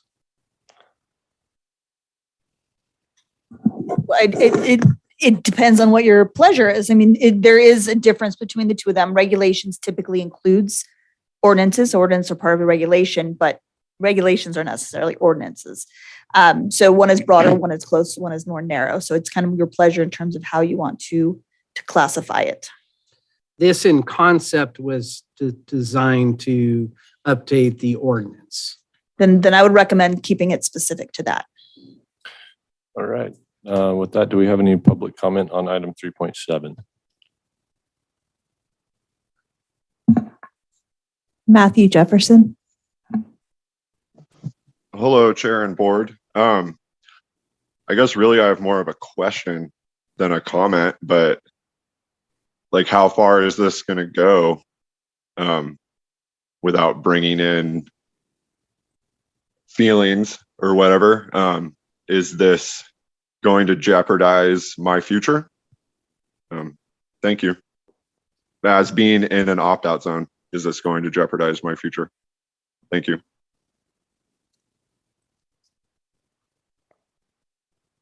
You want to finish public comment and then I'll answer that? I'm looking for more public comment and seeing none. I have no new chats, no other raised hands. All right, with that way, we'll close public comment and bring it back to the board. So the concept of the opt-outs is to deal with that issue through the general plan update. So this in concept, and of course, anything can change, and always be vigilant to attend meetings, is that this is for ordinance streamlining, not making large changes to the ordinance. So as designed, opt-outs would not be affected until the general plan and rezones and all that sort of thing.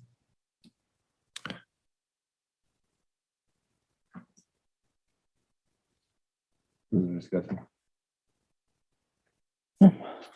Right. I think my take on this is this update would be more along the lines of tying all of our multiple cannabis ordinances together kind of into one cohesive unit that all match and make sense. And to be careful doing it, not to step outside the scope of our EIR so that we aren't having to redo that too before the general plan is updated and we can make something that works going on into the future. So this would be more of just clean up the stuff that Heidi Schuden. Regulations were 5 cremains on a full-size plot. All right, thank you. No problem.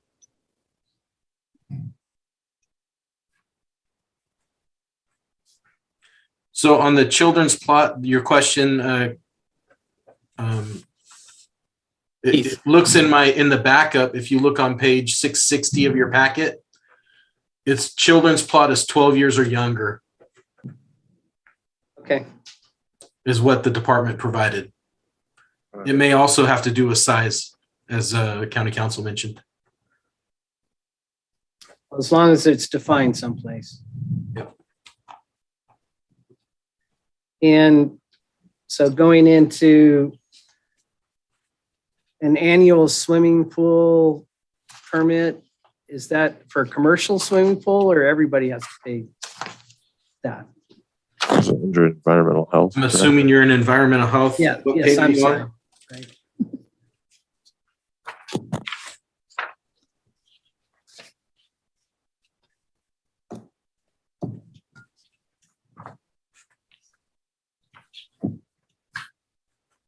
I would have to defer to the department on whether that's every swimming pool.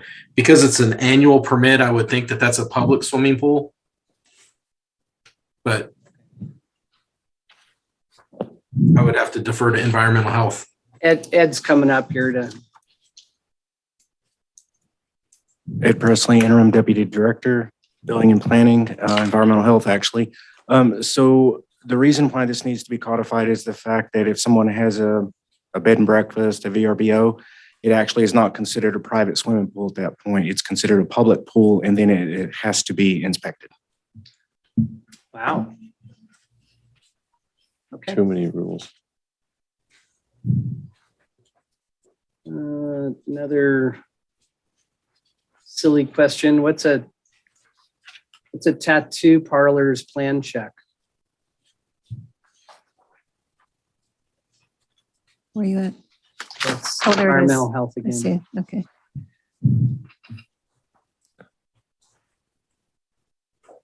It comes back in.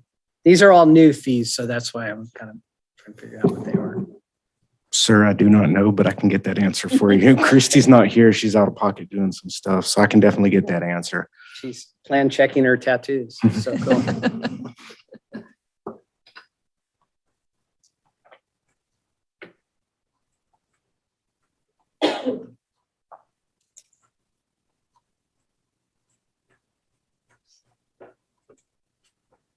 All right, that was just kind of my learn what things are portion of the event today. I have a couple of questions for general services, and do we have anybody online from there? Hi, yes, I did get set up with a mic. Oh, perfect. Thanks, Ivy. So it's in your section, obviously, building and grounds.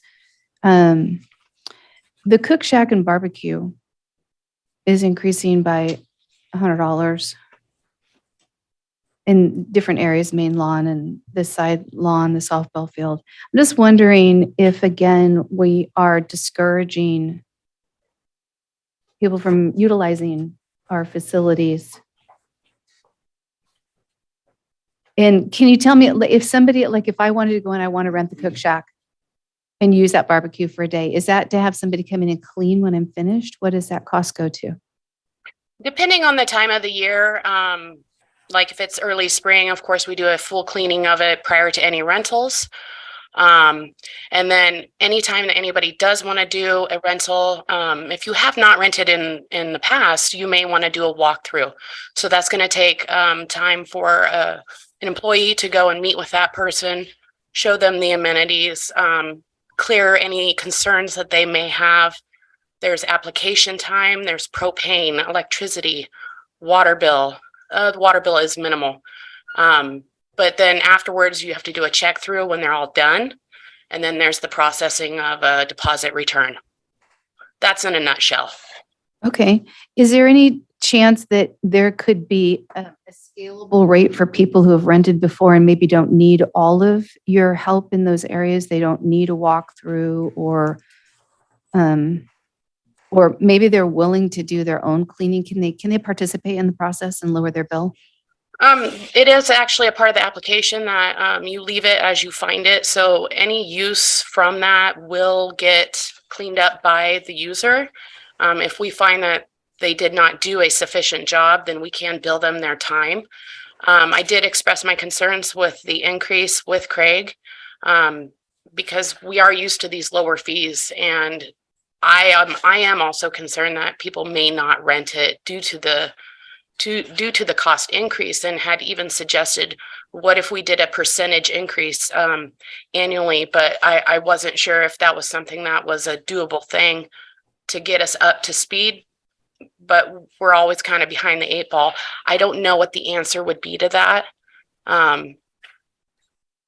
Welcome to suggestions. Mm-hmm.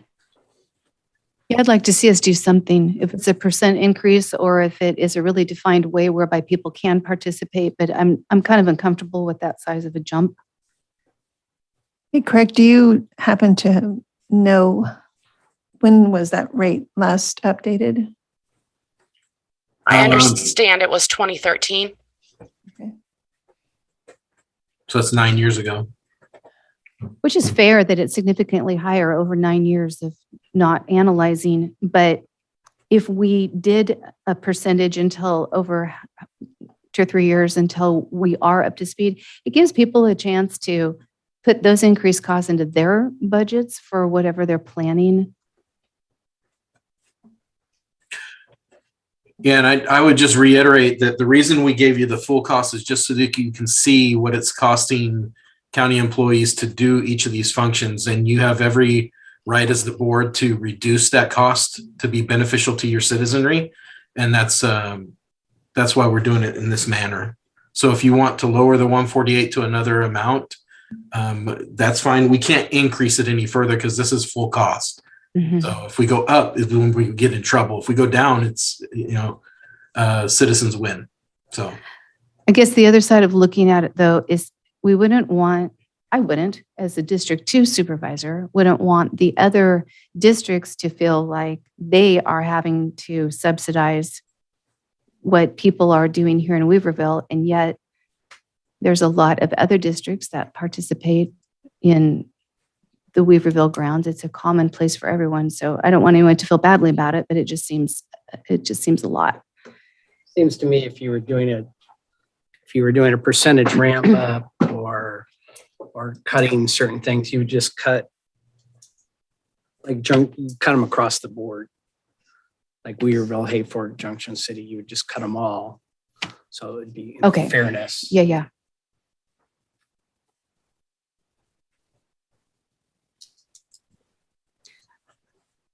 Is that a suggestion or what? It is. I'm thinking about how many years we would want to divide it out over.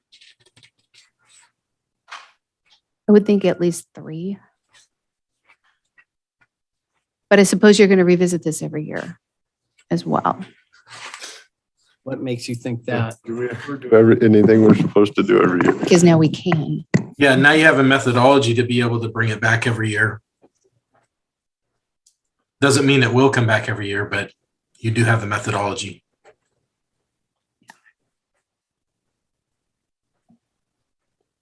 Okay, well, I'm going to propose that we take the difference, which would be $141, and divide that by 3.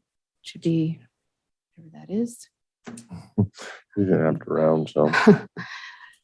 So Why don't you just shoot for like across the board on all those issues because they're all the same issue. All the building and yeah, grounds we're trying to issues. come up with a percentage. And Okay, then well, just if you look come at up this with an one, annual percentage that they go up.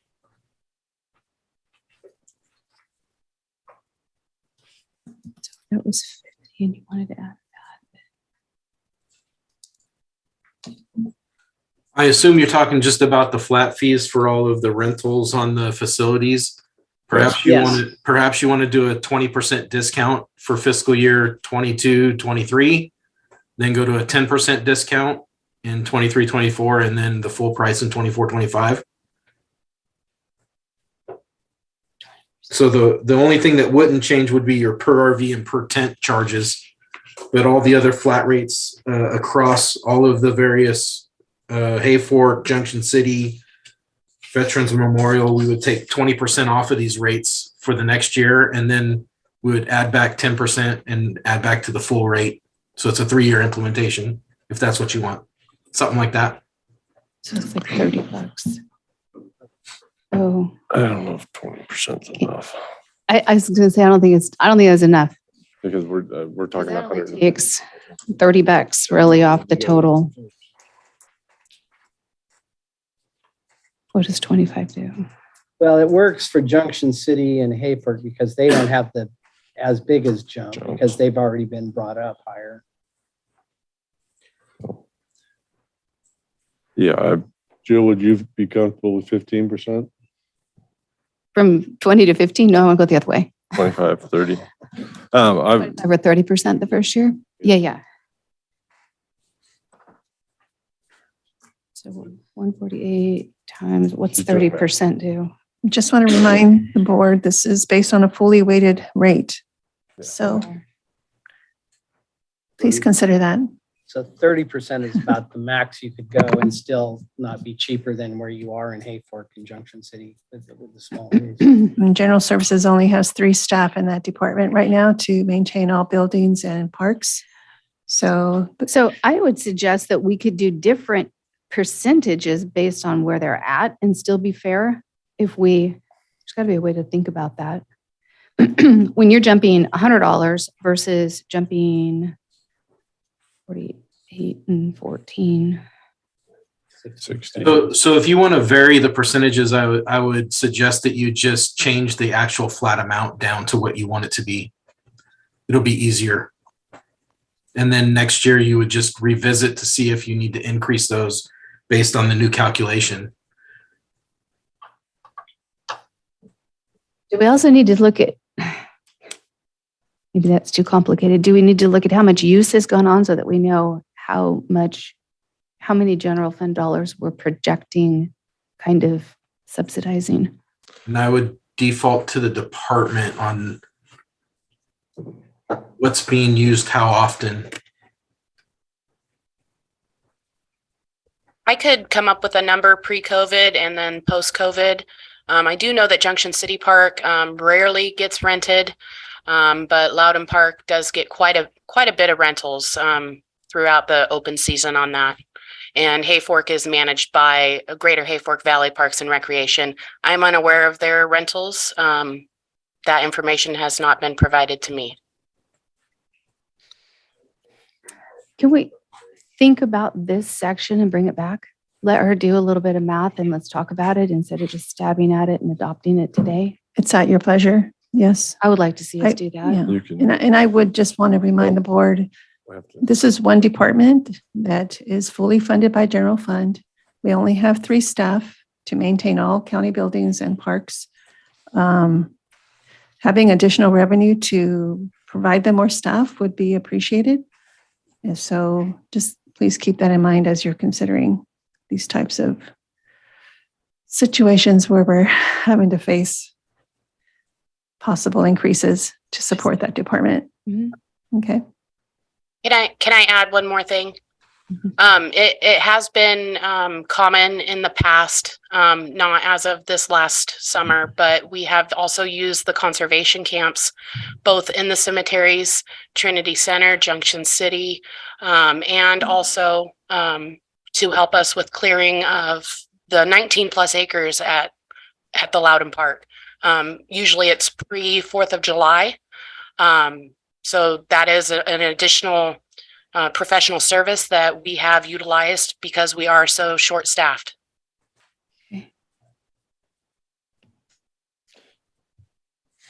Chair, is it okay if I make a comment? Liz Hamilton, Health and Human Services. Well, we'll have public comment here in a second, if that would fit better, unless you're have something you want to talk about with your department. No, it's with this item in particular, but I can wait. Okay, yeah, we'll wait till public comment for that. And then, do we have any more technical questions before we do open public comment? No. I do. Okay. Just one quickly. I was just curious, the county council hourly rate is being deleted. Is that because we used to have them on staff versus contract? Correct. Okay, got it. Thank you. Sir, Mr. Chairman, I just have a response. Christy did respond back, so I have an answer to your question. Thank you. I just want to read what she wrote. She said tattoo parlors and body art facilities have to be constructed a certain way to meet California health and safety codes. So they have to do plan reviews from environmental health. So it's a building plan. All right. Prison tattoos. Boy, stuff you learn. All right. With that, we will open the public comment on item 4.1.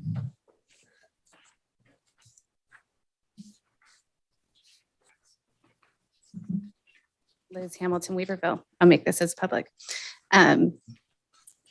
It's interesting to hear the dialogue about the fees of parks and county buildings when historically this board and other boards waive those fees to members that come forward to use them. And so I'd encourage in this discussion that you consider a change in practice because we're paying the cost of those anyhow. So thank you. Yeah.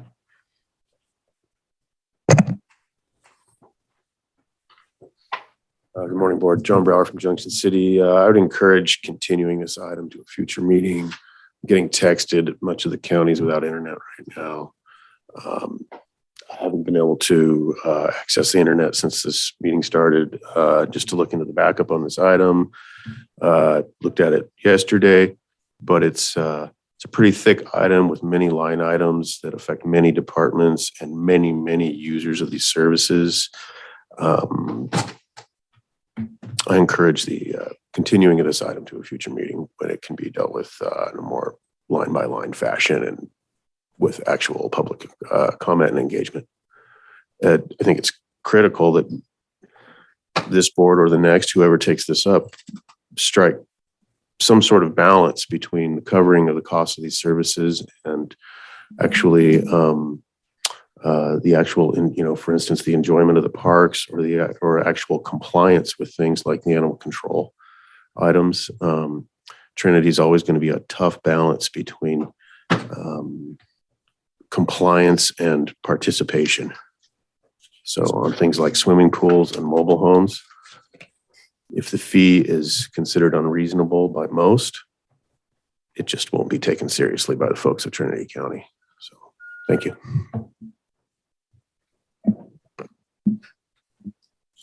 Any other public comment? Veronica Kelly-Abbeys. Good morning, Veronica Kelly-Albies, Weaverville, Douglas City Parks and Rec. I would agree with Mr. Brower that this might be something to continue so that we can get a little deeper into it. Raising fees is something that we really want to take a look at. I think Letty, though, has brought forth something that shows you how much it costs to do all of these. I will say, as we do Leaf on Park, we offer sort of a tiered rental. It was brought up, well, if they haven't, if they've rented before and you just hand the keys and there's less cost, perhaps there could be a tiered level for that. We also offer and local nonprofit versus commercial. Perhaps there's a tiered option for general facilities because I know everybody loves Loudon Park and we don't want to move anybody away. So that's just something I think maybe all of these fees just need a little more looking at, and the county is without internet most of it today. I'm always in favor of a lot of public input. So thank you.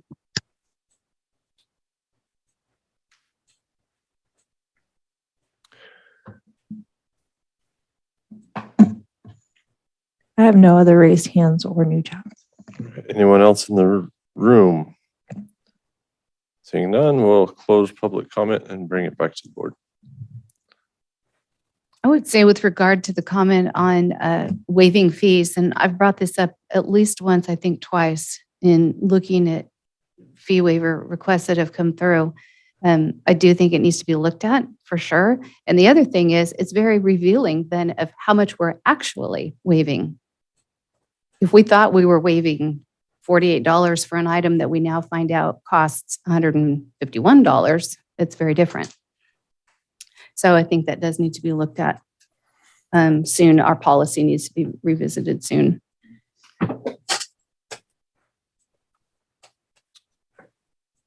So I'd make a motion to continue this item to the next regular scheduled board meeting, since the internet does seem to be down. I seem to be on, but I'll take everybody's word that it's down. You can only get on the parts that already downloaded. The Wi-Fi is down, but the hard plugin is working. Okay, my cell's working. Well, I think he means in other parts of the county. All right, so we do have a motion. His motion? Liam seconded that for the further discussion, so. So I would just say that if Jill or any other members have questions, then try to get those in Before, before, so you can be acted on. Oh, I did get mine in. Mine was to do with the parks. no, but yeah, Before the next meeting, is that what you're saying? yeah. Yeah, so if there's a concept to like come up with an idea that you're going to drop 10% or whatever concepts you're coming up. Okay.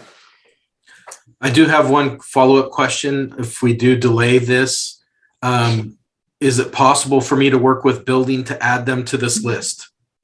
If you think you can have that done by January, what would it be, 4th? 3rd? January 3rd? Yes, that would be great. Okay, I'll work with building and see if we can get that in there. All right.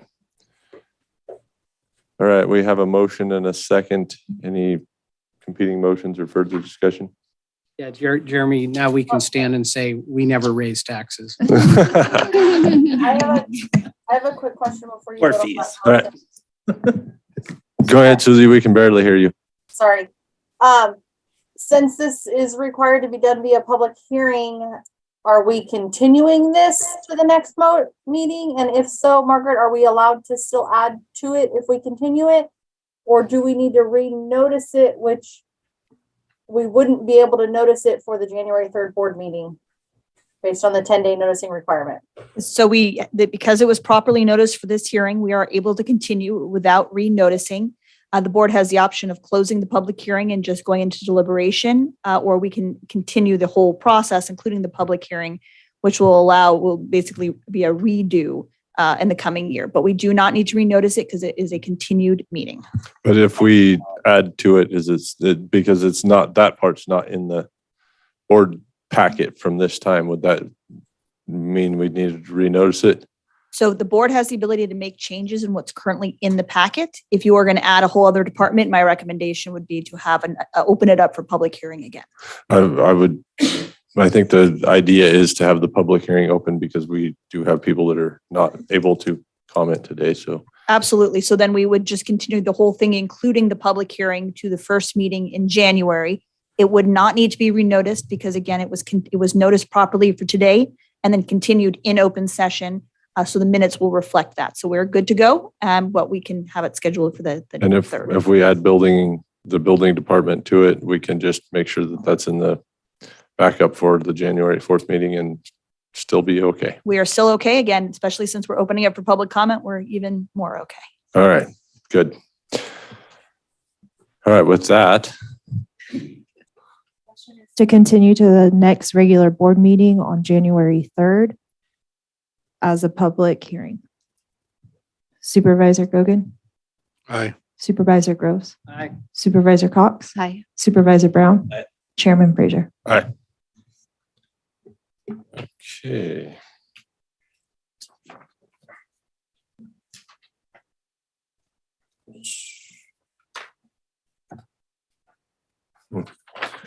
All right, county matters. These items include non-routine or controversial matters and are listed alphabetically by department. A member of the board, staff, or public may request an item be heard out of order.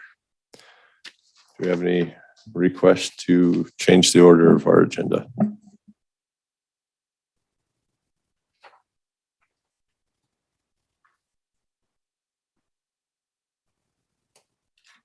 No, not for me. Right. I would ask, I'm making sure I want to ask. I do have a comment to make also.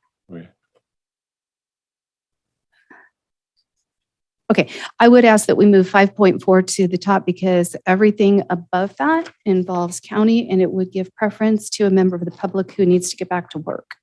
You want our fire crews working. Does anybody have any? I think it is. Anybody have any issue with that? All right, I'm fine with that. So we can move 5.4 to the top. And Letty? I just want to point out that on 5.8, it's under the heading of clerk, recorder, assessor. That is not accurate. That should not be there. This item should be under the cannabis. Okay, or actually maybe even should have still been under board of supervisors. Okay. So, all right, we'll deal with that when we get to it. I should have caught that earlier. So we will move into item 5.4. Discuss and or provide direction to staff to allow Fire Chiefs Association access to the funds budgeted in the Fire Protection Budget Department 2430 for training for our local volunteer fire departments. No additional impact to general fund, up to $25,491 as approved in the CAL FIRE Amador agreement. Okay, so this item comes before us because the Amador Fire Agreement is something that the board passed on November the 1st, $25,491. This item does not seek to change the amount of money that goes toward helping our volunteer firefighters to receive the training that they need. What this does is ask to open the opportunity. CAL FIRE Battalion Chief, who is the head of the Fire Chiefs Association, here to speak to the item as well if we have questions. Go ahead, sir. Still good morning. Thanks for having me. So as Ms. Cox said, that our Amador agreement that has been approved for many years, paid for one of my staff, including myself at one point for 5 years to go out to all the districts in Eastern Trinity County, down to Kettenpalm, High and Palm, Southern Trinity, all over our districts. So this has been a topic of discussion in the Chief Officers Association since I've been back, that one, with staffing, it's harder for me to get an individual into that position for the winter. The other part, with that amount of money, I believe, and we believe that we can service the volunteer districts much better with certified classes for certifications, qualifications for districts, as you all know, aren't funded. They're essentially funded themselves through fundraisers out of their own pocket and so on. Doing this would allow us, through the Chief Officers Association and a couple of my folks, building a training that changes every year because training changes as we go.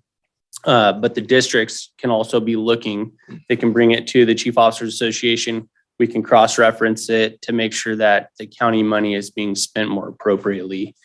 and provide a better service to the districts out there. You have districts that, you know, some of the comments, I mean, they can't even afford to take an online class because they're trying to put fuel and tires on their rigs. So. Anybody have any technical questions?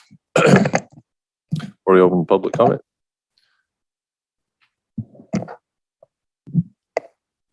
All right. I guess we will open public comment on item 5.4. See if anyone has anything to say. Have anyone in the room? I have no raised hands and no chats. Kind of surprising. All right, with that, I guess we'll close public comment, bring it back to the board. You're right, I'm Joan, go ahead. I would move to approve this item as presented. I will second. Motion and a second. Further discussion?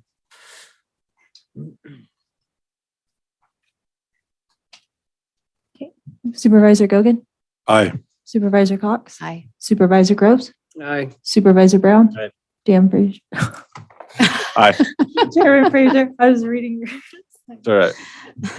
Out of order from the item, I should have said this before we voted. I appreciate the diligence to try to use dollars more advantageously and effectively and make sure nothing gets left on the table. And our volunteer firefighters get actually the training they needed in reality, not just on paper. So thank you. All right, so looking at our agenda, I'm thinking we probably should take a lunch break. We still have a lot of agenda left. So I would suggest we break until 1 o'clock if no one has a problem with that. Give us an hour. All right, with that. I was just going to remind the chair that we do have a LAFCO meeting.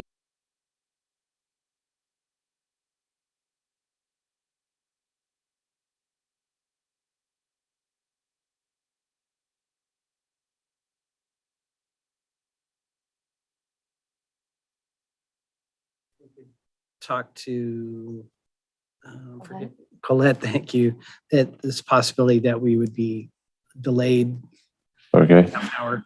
I think we just need that time constraint to know that. Keep us focused. Okay, so I'm okay if it's at the pleasure of the board. We can work through lunch or we can take a lunch break. Full steam ahead. Full steam ahead. We have. I'm looking at Letty. She's. I just want to make sure I'll ask Susie to see if she can relieve Ashley. Yeah. We're required to have her have a lunch break. I think we better take a lunch break, guys. All right. Because we'll have to. It'll take an hour just to find Susie. So we'll. We will recess until 1 o'clock and then try to start promptly on time and power through this. I said 1. You did say 1. I finally remembered to take a lunch and now you have a LAFCO meeting. That's what happens when I'm not on LAFCO.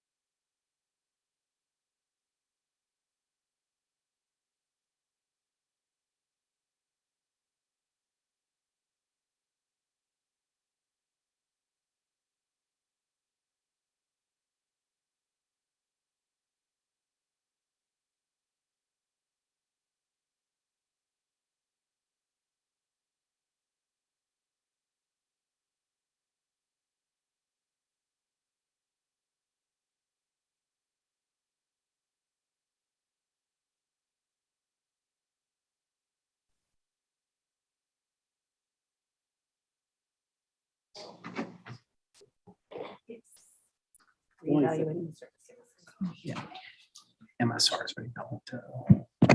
All right. It's 1:00. We will call the December 20th regular meeting of the Trinity County Board of Supervisors back to order. We're in county matters. Auditor Controller, item 5.1. Approve amendment number 5 to the agreement with Clifton Larson Allen LLC for the following: to cover the increase in expenses from the TDA audit for the Transit Department 3360 and update Exhibit B1 to include the increased amount to be paid and additional auditing services for the Board of State Community Corrections Audit, and add Exhibit C1 for the amount to be paid to the contractor. Increase of $15,000 to Fund 160, Department 3360 Transit. Current cash balance in the fund is in Fund 160 is $812,303. BSCC audit of $19,000 to be expended from Fund 143 approved on Amendment 4. Okay, that was a mouthful. Yeah. Good morning. Christine Gaffney, Auditor Controller's Office. So this was brought to the board because there was some confusion last board meeting when Amendment 5 came up. And I think the confusion is because the new jail audit was on Exhibit B when it really should have been split out to its own exhibit, because it's not a part of the annual audit that the auditors do every year. It's extra services to perform the BSCC audit, which was approved on November 1st. So this is basically just to say there's an increase of expenses for the TDA audit, which they do every single year for the Transit Department. And it's an increase of $5,000 per year for the next 3 years. And let's see what else. I think that's all. Does anybody have any questions? I think the question that I had last time was which department was funding this. And that's where I got confused, because I ended up asking the sheriff that question, which was improper, but. Mhm. Right. So the TDA audit is for transit. It has nothing to do with the jail. It does not have anything to do with that. The TDA audit is for the Transportation Development Act for transit/transportation. This audit happens yearly, and we were not paying the amount that we needed to actually cover the costs. The auditors were actually paying that extra cost. So now they're increasing it to recoup all their cost of doing this audit, because there's just increased things that is being required of them by GASB 80. What was it? GASB 80. I want to say 84. No, it's 68, 75. Yeah, 84 and 87. There's all these regulations they have to follow when they're doing this audit. So that's what that is. So, and I think that when you were asking about the new jail audit, I'm assuming you must have been looking at Exhibit B1, where it had the new jail audit 19, when really the amendment was for the TDA audit increase.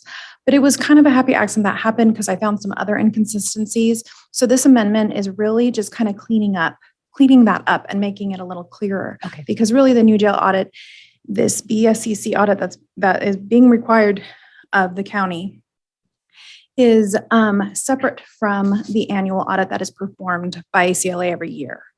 And so I don't know if I can talk about the next agenda item, because it kind of falls into this one as well. But this is also just to show you, for your concern with where the money was coming from to cover the $19,000. We found that, correct, we can take it from Fund 581, but we have to do a transfer out from 581 to Fund 143, so that we can always track everything being spent or whatever transactions might occur under one fund. Got it. Thank you. So I hope that clears up any confusion. All right. Any further technical questions? Do we have any public comment on item 5.1? I have no chats or raised hands. All right, that we Move to will. approve as presented. Thank you. Yeah, I'll get a second. Okay. Yeah. I couldn't hear Oh, what I Jill said. did. Jill was quick on the. Thanks for clearing that up. Oh, no, I said move to was- approve as good to presented. know. Yeah. Motion and a second, and any further discussion? Seeing none. Supervisor Brown? Aye. Supervisor Cox? Aye. Supervisor Groves? Aye. Supervisor Gogan? Aye. Chairman Frazier? Aye. Okay. Item 5.2, approve a budget adjustment for fiscal year 22-23 for County Criminal Justice Facility Department 8581, increasing transfers out by 19,000, and approve a budget adjustment for fiscal year 22-23 for new jail capital project Department 1812, increasing transfers in and services and supplies by 19,000. No impact to the general fund. Current cash balance in the County Criminal Justice Facility Fund 581 is 81,303, and in new jail capital project Fund 143 is 1,856,637. Okay, and as I kind of spoke in the last one, this is just showing you that we are taking the funds to cover the audit expense of $19,000 from the transfer out of Fund 581 to Fund 143 to make sure all transactions are within the one fund for the new jail. Any technical questions beyond that? All right, we will open the public comment on item 5.2. Do we have any public comment? No chat, no raised hands. All right, close the public comment, bring it back to the board. I'll move to approve 5.2 as presented. Second. Seeing no further discussion. Supervisor Cox? Aye. Supervisor Brown? Aye. Supervisor Groves? Aye. Supervisor Gogan? Aye. Chairman Frazier? All right. Okay, Thank you. thank you very much. Board of Supervisors. Item 5.3, discuss and or take action on the next steps for consideration of the formation of a community choice aggregate, a CCA. Supervisor Brown. Awesome, thank you. Well, I'm really excited to share this item one last time. And this board or the future board will have opportunity to weigh in on it as it develops. But the community choice aggregate, maybe I'll just read the summary here. The potential for forming a community choice aggregate was discussed last year during a public board meeting. Supervisors Cox and Brown had engaged in conversations with TPUD, and Supervisor Brown had discussed with Schatz Energy Center at Cal Poly Humboldt the potential for utilizing TPUD's excess power through the sale and distribution of power to existing PG&E customers via a community choice aggregate. In Trinity County, there's approximately 1,200 PG&E customers, mostly in the District 4 area, all the way from Big Bar to Sawyer, and also High Palm and down, or maybe part of High Palm, I should say, and down into Supervisor Frazier's district as well. The board requested that further analysis be conducted, but through no specific action. Since then, some options have been identified that the board can take action on. Additionally, Humboldt Transit Authority, otherwise known as HTA, has expressed interest in working with TPUD, and I'll say also Trinity County, as a potential partner in producing hydrogen fuel that would serve Humboldt Transit Authority's bus fleet. Humboldt Transit Authority's bus fleet is converting to an all hydrogen fleet in the years to come, and they're looking for a local fuel provider so they don't have to transport it all the way up from the Bay Area or elsewhere. A third-party feasibility study will be required to provide expert analysis of all aspects of a CCA in Trinity County and could cost approximately $30,000. However, after discussion with RCRC staff, Bob Burris and Supervisor Brown about the potential project, RCRC felt like there would be a grant that would cover this analysis. So RCRC is essentially interested in, more or less middlemaning this grant to cover the $30,000 analysis that would be conducted by a third-party energy group. There's a few of them in California that do these studies, typically for community choice aggregates. Our nearest community choice aggregate is Redwood Coast Authority in Humboldt County. And the advantage to Trinity County having a community choice aggregate has to do a lot with our hydrogen or hydropower. So there's a variety of kind of variables that weigh into this. And that's kind of why I believe the third-party analysis would be helpful. To expand on some of those variables would be that the community choice aggregate could also produce and sell hydrogen fuel. The community choice aggregate could also collect biomass and convert biomass into cogen or into hydrogen fuel. The community choice aggregate, in theory, could be the main contract awardee with Humboldt Transit Authority for long-term fuel sales. Whether or not it's feasible for the county to take this on with limited county staff or with just all the variables that come into it, I felt that a third-party analysis would be the best professional way to move forward, and it would come at no cost to Trinity County except for our annual RCRC membership, which is only like $3,000 at the most, maybe. It's a really good deal what we get out of that.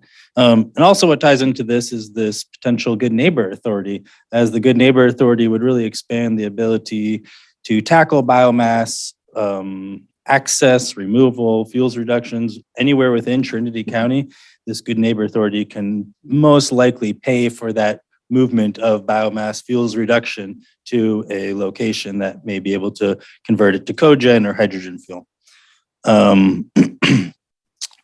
So I think that's kind of all of the information that is relative. At the last board meeting when this was discussed, Paul Hauser from TPUD was here, and he was also interested and supportive of having this third-party analysis. He had stated that using ARPA funds would be something to consider, but I think we've used all those funds up, and RCRC has this new grant service they want to kind of test out in Trinity County, so this would apply for that. And I think that concludes the summary and information. Happy to answer any questions from the board. Any technical questions, Supervisor Brown? So what staff are you thinking of having to look into this? Well, no staff from Trinity County would have to look into it. Essentially, the delegate for RCRC would be the primary person to make sure that RCRC had access to all of the information required to write the grant for the third party to conduct the analysis. But, okay, who takes the lead on it with RCRC then? I would suspect Supervisor Cox. And it was Bob Burris you were working Yeah, with. and they have staff to write the grant. So it's really just a matter of being a source for communications and making sure they have all the information, baseline information, like the PG&E data. That's something that third party, they'll do their own non-disclosure with PG&E and request the data on their own. But things like that, that's what will get analyzed. And also I suspect that they would reach out with Humboldt Transit Authority to discuss what they're expecting to invest into the securing of their fuel locally. And TPUD is aware of the hydrogen fuel opportunity as well. I don't know if this is something where it would be a competitive interest, or there's the ability for TPUD and the county to work together on it. This could all be also outside of a community choice aggregate. So there's a lot of moving parts and layers. They don't all have to be in the same opportunity. But I felt like all of these variables kind of fall into a multitude of issues within California, the biomass, the Good Neighbor Authority, Humboldt Transit Authority contract, and a CCA. They can all tie together, but they don't have to. So having a third-party analysis would assist in showing the pros and cons of each potential avenue or partnership. A pro of the community choice aggregate is that it acts as an enterprise. And so it can actually build funds and build revenue or save up revenue. The other pro to it, or maybe some people would say it's a con, is that a community choice aggregate could or would likely have to apply for a water permit from for the water rights for the additional water that is utilized to produce the additional power to fulfill the consumption for those additional 1,200 residents. So it's a lot of moving parts, a lot of, So yeah. did you get that water rights through TPUD? I mean, where did that information? Yeah, that is what TPD had mentioned, that they, in their eyes, that if we were to form a CCA, the CCA itself would apply for a water right to fill the allocation needed. Huh. Um, So they don't have a water right. I don't know. Okay. Yeah. Yeah, And that was just verbal. So like I said, having this third-party analysis essentially happen for free is a nice way to not put any additional stresses on local staff, and to also have an outside perspective on the opportunity. Sometimes when people within the county present an idea or a concept, it's tainted with a accusation of special interest or personal interest or something like that. So to have a total outside entity give us a thorough report on it at no cost to the county, to me seemed like a win-win. Oh, did I mention carbon credits? Yeah.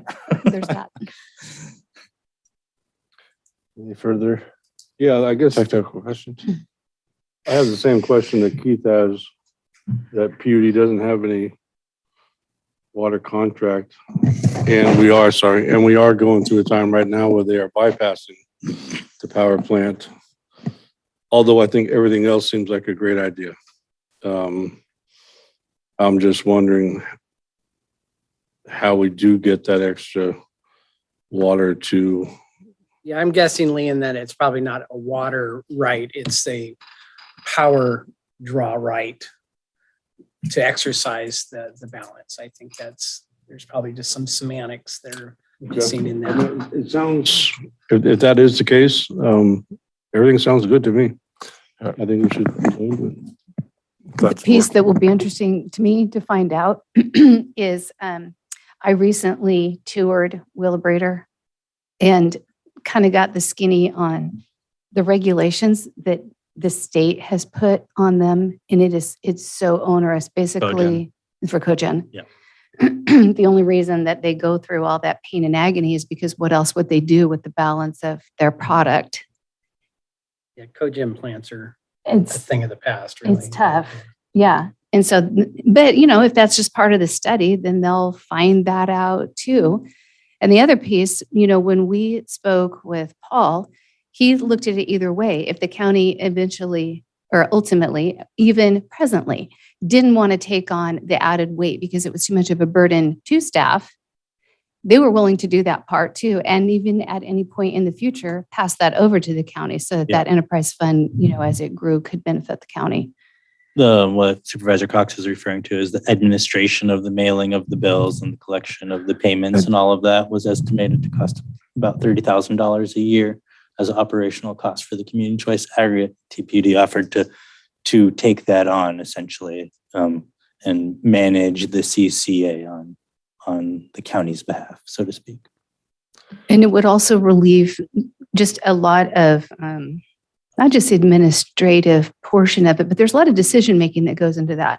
How you're going to set those rates, how they're going to flux, how you're going to manage, the funds as they build to make sure that you understand the homework between wet years and dry years and how that will all work. So it's a big deal. I think we're veering into discussion.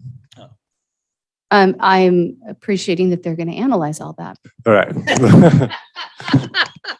So before we get too deep into discussion, let's open item 5.3 up to public comment. No chat, no raised hands. All right. Let people go to lunch and everybody went home. So with that, we will close the public comment, bring it back to the board. Would someone like to make a motion? You're shaking your head, yes? Oh, yeah. I don't even know if a motion needs to be made, but. Yeah, I think there needs to be a direction to move forward with this. To the incoming chair. All right, go for it. So I would move that the board moves forward on working with RCRC to get this. I think it's anything in my motion. I'll second. Any further discussion? Jill's already done hers. I'll just add that, like I said, there's a lot of different variables. So the community choice aggregate is sanctioned by, the CPUC, and gives the allowance for Trinity County to act as an energy provider. The type of energy is broad. So the community choice aggregate could just produce hydrogen fuel as a side enterprise with a contract with HTA or otherwise. So there's a lot of layers to it. It doesn't have to be all or none. It can be just one. Yeah, this is something that, God, I worked on when I was on the TPUD board years ago, and appreciate Jeremy and Jill picking this up. The potential power costs in the state of California are going to rise significantly due to the choices that the state is making. And so being in a position to have at least some control over the excess power that we have a right to, no matter if it's used for hydrogen or some other use in the future, is something that I think that would be valuable to the county, besides saving some money for ratepayers in the non-TPUD areas. Yeah, and just to remind those people, if they happen to be listening, they can't expect that their bill will look exactly like people in this outside that PG&E area, because you're not changing their line fee. You're only changing their power rate fee. That power still runs through PG&E lines, and you still have to pay their distribution line surcharges. But it's still good. It still would. So Paul said before that he estimated, when he analyzed it previously, their savings to be anywhere from 10 to 25%. And he wasn't exactly sure where that would fall. With their increased rates over the last years because of what's happened with fires, et cetera, it would be less than 10 to 25, but still significant. Yeah, countywide savings. Yeah.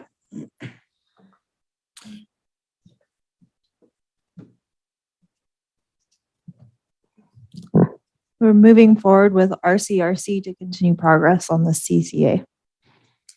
Sound good? Supervisor Gogan? Aye. Supervisor Groves? Aye. Supervisor Cox? Aye. Supervisor Brown? Aye. Chairman Frazier? Aye. That's okay. Okay. Item 5.5. Approve an agreement with Trent C. Tuthill to serve as County Administrative Officer effective April 19th, 2023. Approximate cost and salary and benefits per month at B step is $21,263.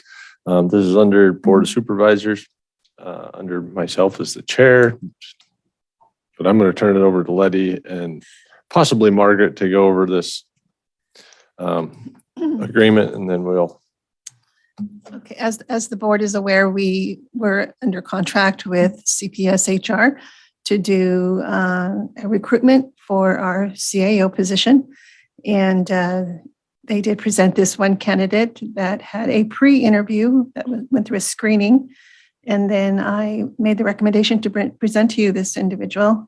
And he comes with very high credentials and did very well in his interview. And I do recommend this individual. So again, it is up to the board's pleasure to make the decision on the contract that Margaret did negotiate with Mr. Tuthill.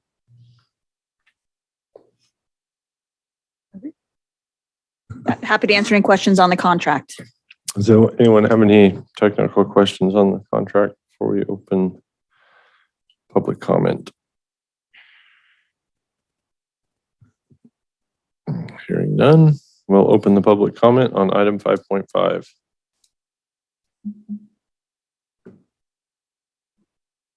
I have no chats and no raised hands.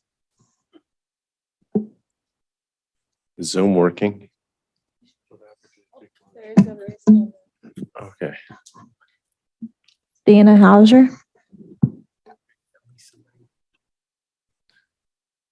Thank you, Chair and Board. Dana Hauser from Hayfork.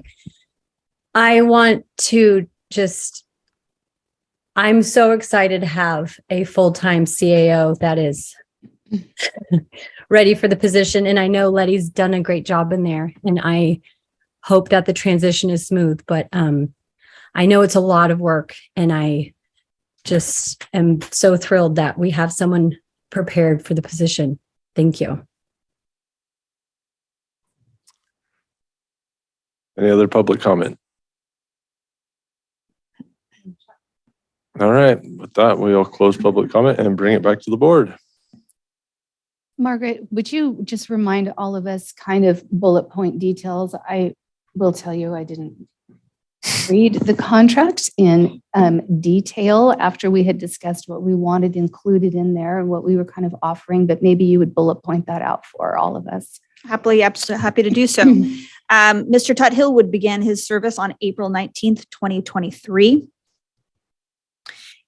Just going through it, the standard provisions would apply. He is an at-will employee of the county. He's subject to annual evaluations, and he's subject to all of the rules and regulations under our code under 2.08 and personnel code as applies. He has an obligation, ethical obligation to provide the best services he can, which I anticipate he will do so. And he acts under the authority of the Board of Supervisors. So the Board of Supervisors is his direct employee. He is being offered a position at the County Administrative Officer, is compensated at D098. He's coming in at step B due to his experience that he's had prior. He did request an opportunity to be evaluated at 6 months, which is included in the contract, and he's eligible to move to step C at 6 months. Thereafter, he would be evaluated annually with the ability to promote one step every year until he maxes out on his steps. He would be subject to the same increases also as any county department head if you were to give increases to department heads. He is not he waives medical, dental, and vision based on his military service. He is eligible for the deferred compensation plan, which is $270 per month. He is also eligible for leave. He negotiated that he's eligible for the equivalent of 10 hours per pay period of vacation time, in addition to receiving the management time after a year of service. He is going to be a new member of PERS, which is 2% at 62. He receives life insurance of $50,000, which is standard for all prior CAOs and staff that are eligible for it. He is part of the retirement plan. His term is a year term. Again, you'll be evaluating twice in that year, so he'll have an evaluation at 6 months and then again at a year. After a year, you have the ability to renew this contract for an additional 4 years at your pleasure. And again, it's recommended that be done so after a successful evaluation. Both parties have the ability to terminate. Is requested a 45-day written notice prior to terminating if he is wanting to terminate. But again, he is an at-will employee, so it can be terminated at any time. Within 180 days of a new board coming on, there does require a 4/5 vote. Thereafter, it's just a majority to terminate the contract. He is eligible for a severance pay equivalent of 1 month's salary for every 6 months he worked in that position, with a maximum of 3 months of salary for severance. He is treated as an employee under the Tort Claim Act under Government Code Section 810, and all notices will be provided. His personal information, of course, is confidential. And the remainder of that is standard language in terms of indemnity and not being able to sign the agreement. The board did request that he agreed to happily attend Brown Act training and other types of training to become accustomed to California law and specifically government law. Letty and I have discussed, and we'll be providing him some resources in advance of his arrival and get him set up with some training immediately upon arrival. And all that will be at the expense, of course, of the county. He waived a county car as well. So he will not be getting a county vehicle. Perfect. Thank you. That's just what we discussed. Okay.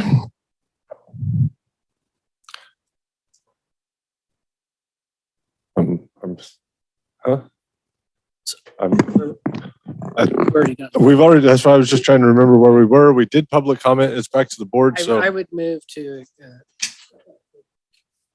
accept this as presented. Approve agreement as presented, excuse me. Second.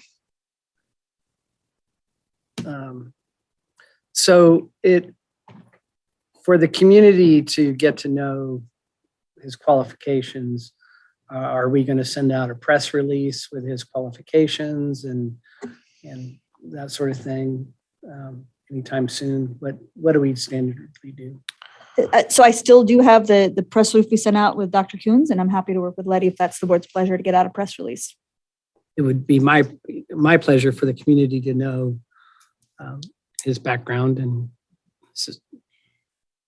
it would be beneficial. Absolutely. Any further discussion? Competing motions, anything like that? Right. Supervisor Gogan, Aye. Supervisor Gross, Aye. Supervisor Cox, Hi. Supervisor Brown, Aye. Chairman Frazier. Aye. All right. Building and Development Services, item 5.6. Conduct a public hearing to consider taking the following actions regarding the establishment of County Code Section 15.26, electric vehicle charging station permit expediting. Find the adoption and implementation of this ordinance to be exempt from the California Environmental Quality Act pursuant to CEQA guidelines, section 15061B3, the common sense exemption, which applies to projects where the activity will not result in significant effect on the environment. 2, introduce and waive the reading of an ordinance establishing Trinity County Code Section 15.26 regarding electric vehicle charging station permit expediting, unknown fiscal impact.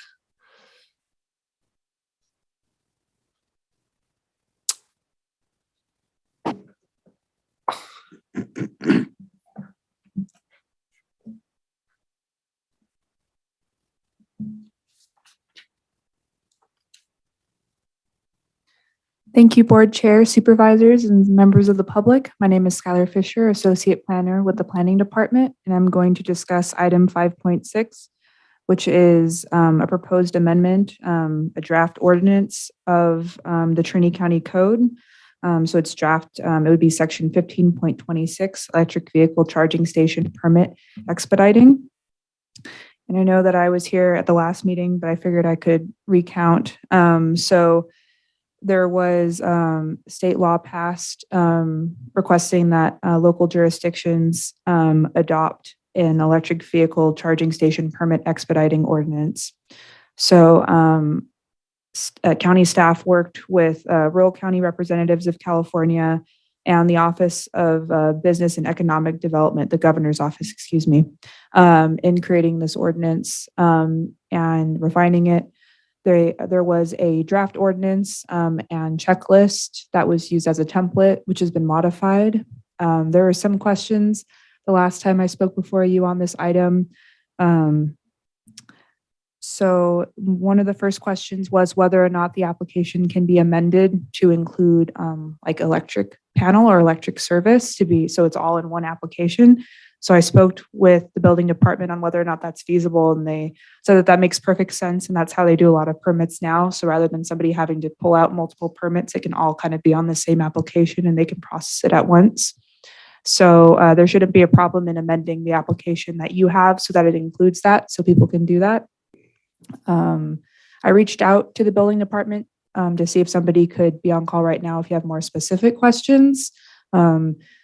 They get their inspection schedule, I guess, like every day. So it's very incredible. They just go out, they come into the office and they go out and they do inspections. So I don't know if they're at the desk right now, but if they are, they said that they would hop on Zoom if they weren't out somewhere in the county doing an inspection. Another question that was asked was, would this have any impact on the fees? No, this wouldn't have any impact. It would still be the same fees that they use currently. And I think those were the major questions in regards to how staff would process the ordinance. Generally speaking, this would just say that the review of electric vehicle charging stations would stay just on health and safety review, as far as making sure that the application is complete to all the standard application requirements. I spoke again with building to see if there was any concern that the timeline set in the ordinance would be unreasonable for their review, whether or not it would cause these projects to kind of be put in front of others, or if it could kind of put a wrench in how they process things.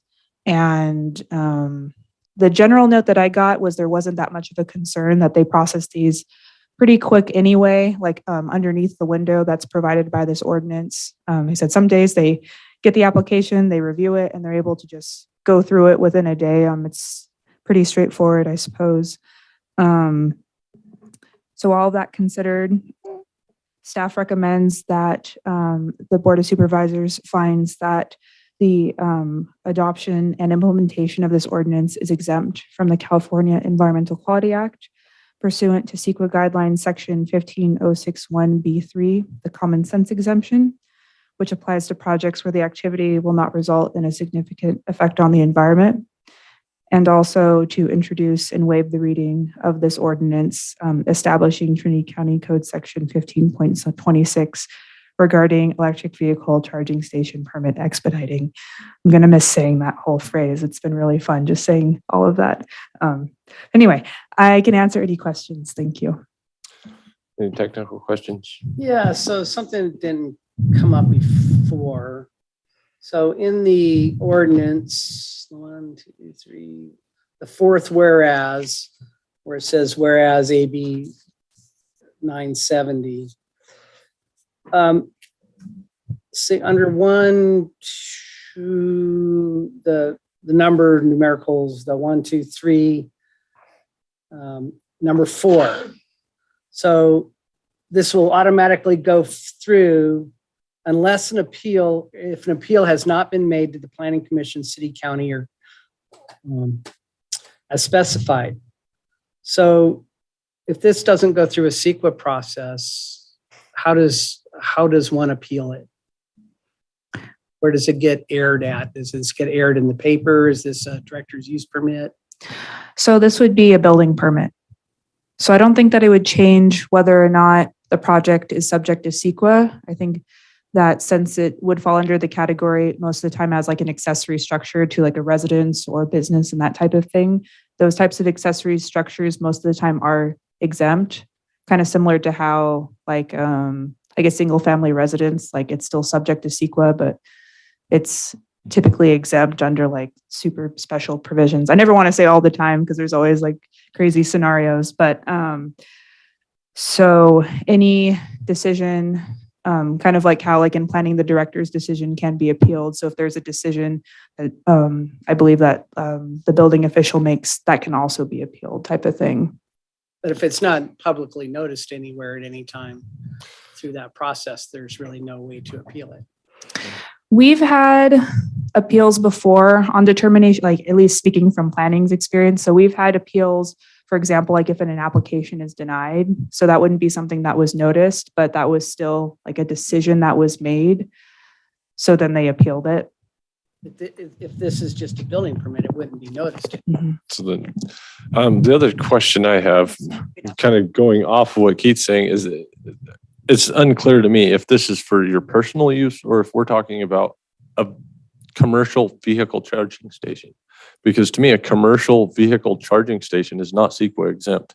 It shouldn't be a building permit. You have to go through a process, it has to be in the proper zoning. It's a commercial activity.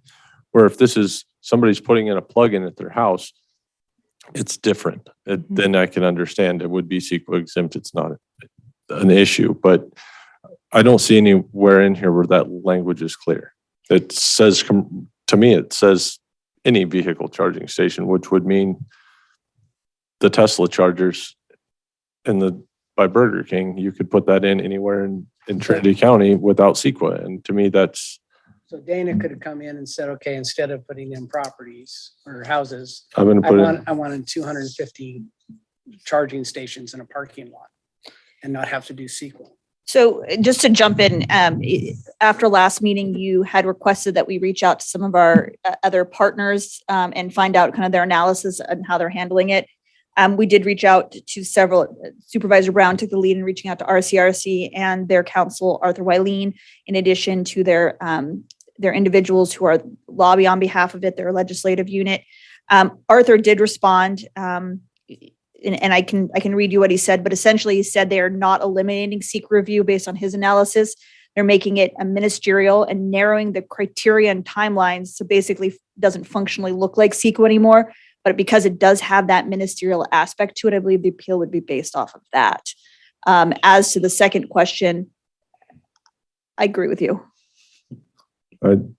So, but you can appeal, but you have no idea that this activity is going on. No, because it's ministerial. So, I mean, I guess the county can add a notice requirement if they would like, if that's a concern, but then it's not written to protect the public. This says you have 5 days to do it. Notice requirement's 10. So how, I mean, there's a lot of issues I have with this, that unless this is for your personal use, it just doesn't make sense to me. And I don't know if you have that answer, if it's commercial or personal.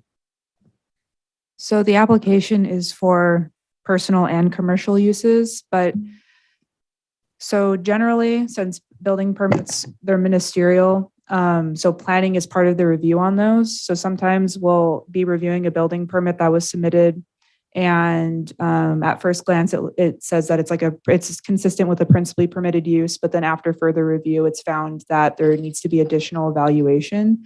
So that type of thing would apply to these types of projects because right now it's still the same process for reviewing. Right now, the electric vehicle charging stations are still ministerial. They're still through building permits. So it wouldn't change that aspect of it. It would just change, I think, the building department's review, and be like a guarantee that it's narrower, but wouldn't make all the projects automatically CEQA exempt. I didn't follow all of that. I'm sorry. You weren't a planning commissioner long enough. Thank God. I think that you're saying that there may still be scenarios where there does have to be some CEQA review. Did you just say that? There could be potentially.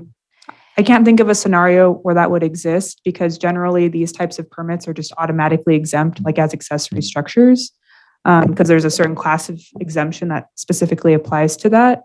But I don't know that much about planning, but it doesn't seem like a common sense exemption to me if you're going to put in something on par with what Tesla put in downtown. So the common sense exemption would just be for passing this ordinance. So that wouldn't speak to what the finding that I'm requesting, I'm recommending, I should say, is just for the ordinance. So in the same way that for like the limited density rural dwellings. Oh my gosh. Okay. You made a CEQA determination that was exempt because that was just the passing of the ordinance. So that doesn't cover every single project that's reviewed. So that would trigger a different level of review that would need to happen. Okay, right. No, and I get that when the ordinance is exempt because the projects, each one are not. But this is the conversation that we were having at the last meeting was Supervisor Grove's irritation, if I may, with this. Well, you did seem irritated to me, and rightly so, because the state is telling us what we will and won't do with our land use, telling us we will have an ordinance in place by January of 23 that considers these projects CEQA exempt in order to expedite them. Isn't that still our task in front of us? And I feel like when I read Arthur's response to that, I feel like what he was saying was, you can fight that battle if you want, but I'm pretty sure you're not going to win it. if I could summarize, he said that he has been looking for a legal argument against this method, which has been utilized for other types of projects, solar energy, ADUs, wireless facilities, and he has yet to find a way to trump their ability to do this. He also had, the other question was asked was what happens if we do not follow this mandate? And he stated that in his experience that non-compliance has been utilized against jurisdictions and that they typically start making the regulations stronger and stronger as a result of it, so that their penalty is not necessarily monetary, but it's more the next time it comes down, it's going to be even more difficult for small jurisdictions to comply. Okay, so I still have an issue, and I don't know if we can fix it in the language that's in this ordinance, just change it up some, but to me, there has to be language in here that says that there's going to be a land use element, because how can we allow a ministerial permit for a commercial? If we put in Tesla chargers up by the hospital on one of those, I mean, where the street's already too skinny and there's no traffic study done and all, there has to be some kind of we can't just allow everything everywhere. I mean, that's the whole idea behind land use and planning, is to not create a hazard in our towns. And this doesn't leave any room for that I'm seeing. It's just, here you go, you can have your permit. And unless somehow your neighbor noticed that you applied for a permit, they have no way of fighting it. And I don't think that that's, I don't know how we change the wording, but there has to be something in there, some way that people can have some say in what's going on. So the way the law is written, it is essentially saying we have predetermined that this is compliant with CEQA. But it doesn't necessarily, from what I'm reading, doesn't necessarily prohibit us from making other types of findings related to safety or other issues if we're granting a location. But I can't tell you that because it's between us is written very poorly with a lot of holes in it that you know, they could come back and say, no, we wanted everything to be allowed. But I read it as CEQA specific allowed. So if we want to put some additional regulations in there that say, you know, it is required to meet these standards, I think that would be a good technique to get some land use issues in there, but we're not going to get anything CEQA based. How about if we allow it expedited in any zoning that allows a gas station? That's interesting. Because I actually thought of that the other night. That you could allow it in any zoning that allows gas stations. So that would be like your highway commercials, but you're not going to allow it in a subdivision in Trinity Center or in downtown Weaverville and the residential areas. how does that work though if you want to put one in your residence? Well, that would be different. It's Because not this is just commercial. I think that's a very good strategy. If you would give me a couple moments I would like to consult with Arthur Wiley, who's done extensive research on it, just to make sure that he wouldn't have a concern with that as well. I don't like to give legal advice on the fly. So I would like to at least reach out to a partner who's been looking deeply into this issue. And I'm fine with that. And I mean, I think there has to be some definition between commercial and personal use on this, because there is a major difference between a plug-in and for lack of better terms, a gas station. If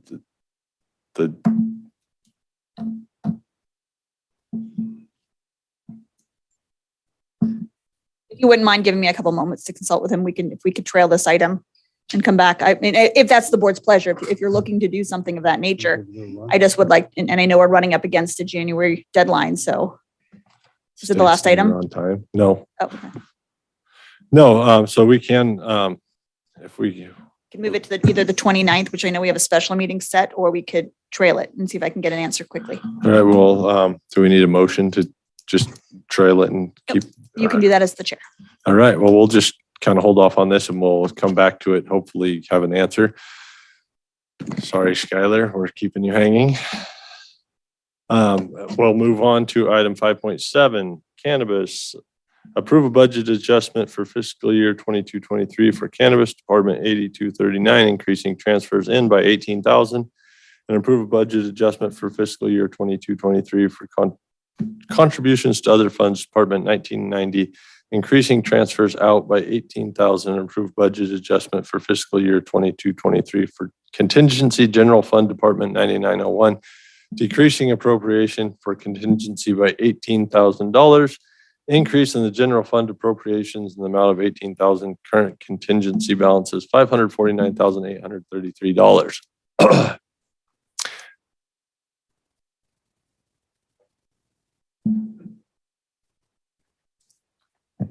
Morning, Board, Mr. Chairman. Ed Presley, Interim Deputy Director of Building and Planning. This is essentially the budget adjustment that was covered under the earlier item for cannabis. Thank you, sir. Does anybody have any technical questions? I do. I don't know if this is for Letty or Susie, but I'm just wondering if this language still fits after the changes that were made to the proposal earlier with Supervisor Cox's motion that make this not just a general fund contribution, but Loan, basically. a loan. I just want to make sure that this language still fits, that we are not in the wrong funds now. The language still fits because it is a matter of transferring the funds into that account. Okay. It's how it's structured on how we're going to ensure that it's paid back, basically back into the contingency fund is as a separate item. So this is just more of an accounting verbiage to transfer that money. All right. Any other technical questions? All right. We'll open the public comment on item 5.7. Have any public comment? No raised hands, no chats. All right. With that, we'll close public comment, bring it back to the board. Could I just have clarification on why this item is on here separate from the other one? It's a different transaction. And it's not apparently it's not common enough to be on the consent calendar. Well, probably would have been, but we hadn't approved doing it. So. Yeah. Right. So we had to. We first had to prove that we're going Right, to do it. Now we have to right. do it. Yep. Yes. Thank you. That's all I needed. Anyone care to make a motion? I'll move to accept 5.7 as written. I will second. Fine. Go ahead, ladies first. I'll second. All right. Any further discussion? Hearing none. Supervisor Cox. Aye. Supervisor Groves. Aye. Supervisor Gogan. Aye. Supervisor Brown. Aye. Chairman Frazier. Aye. All right. Item 5.8.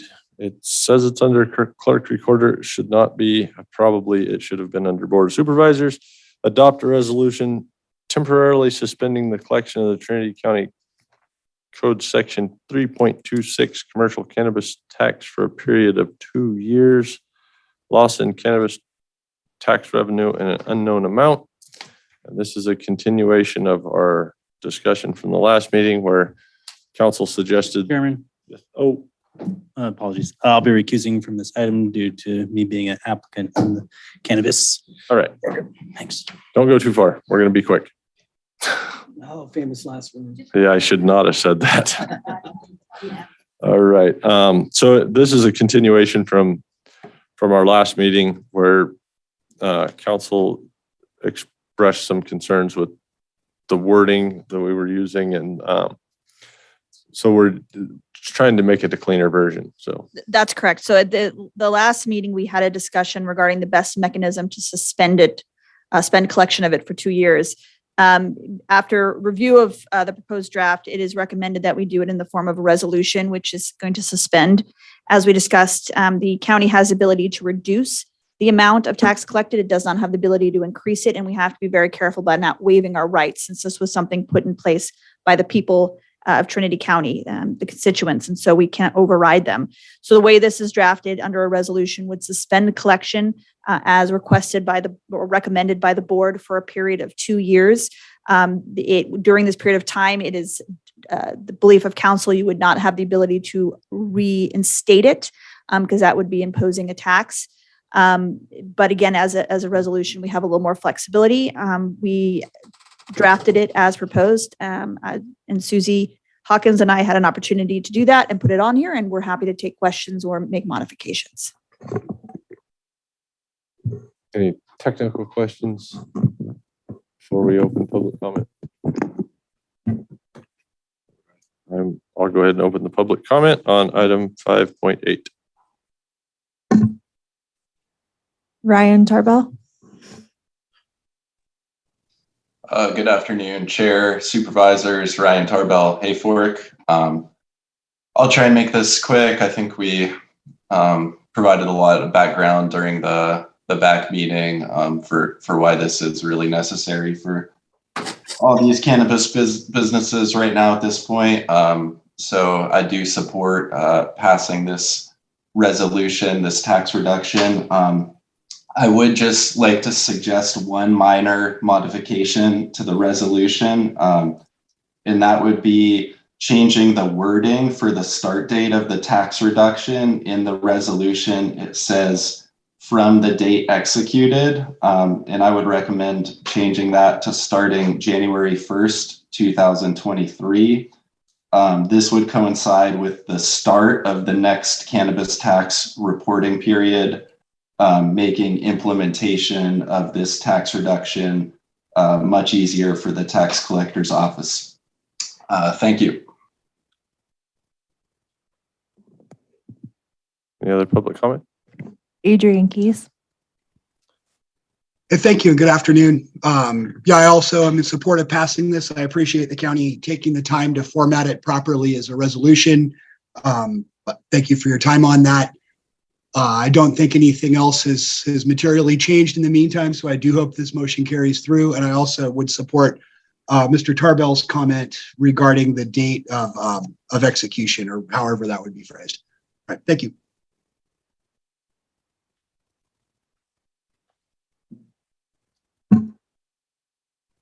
I have no more raised hands, no new chats. All right, with that, we'll close public comment and bring it back to the board. I would move to adopt 5.8 with one change, and that is to change the start date to January 1st of 2023. I will second. So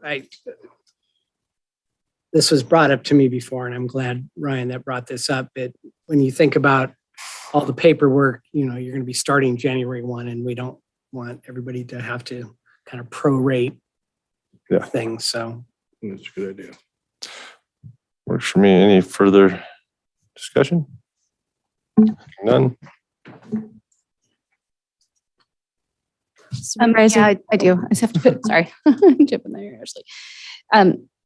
I just need to just sort of put on the record that I have had public comment come back to me where there are citizens who are concerned about the fact that, it took forever to get a cannabis tax on the books. And now we're going to come in and suspend that tax when we really have seen very little come in at all. There's a perception that, or a worry that we're going to set a precedent that when times get hard, we just do away with taxes. I feel like I asked this question of Mr. Keys at the last meeting, and his response distinguished this request from another business that just said, I can't pay my taxes this year, in that this happened to an entire market. It didn't happen to one individual. And I heard that. This isn't just giving a tax holiday. It is trying to help an industry that is that took a stab at an ordinance and proposed a tax structure that in hindsight now maybe would have been proposed differently. I would toss out that maybe it should be reintroduced on the next general election as something that might cover unforeseen situations that might come down. I don't know what that would look like, but perhaps they do. And I just want to state those things to say, I hear you. But for me, I feel like we have to land at that place of leaning into, if you're taxing someone, if a tax structure has been set to tax them to the point of little to no personal profit, that does not seem like a fair and reasonable tax to me. And so I'm just placing that on the record because I've noticed in myself that for a couple of meetings now, there have been a couple of items where I have definitely done my research and my thinking, and I voted my conscience, but I didn't say it. And I can't expect people to read my mind. So I place that on there for the record. Thank you for waiting. Yep. Supervisor Gogan, Aye. Supervisor Gross, Aye. Supervisor Cox. Aye. Chairman Frazier. Aye.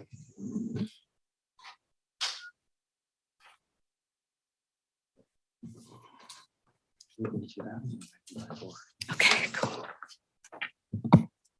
Human Resources, item 5.9.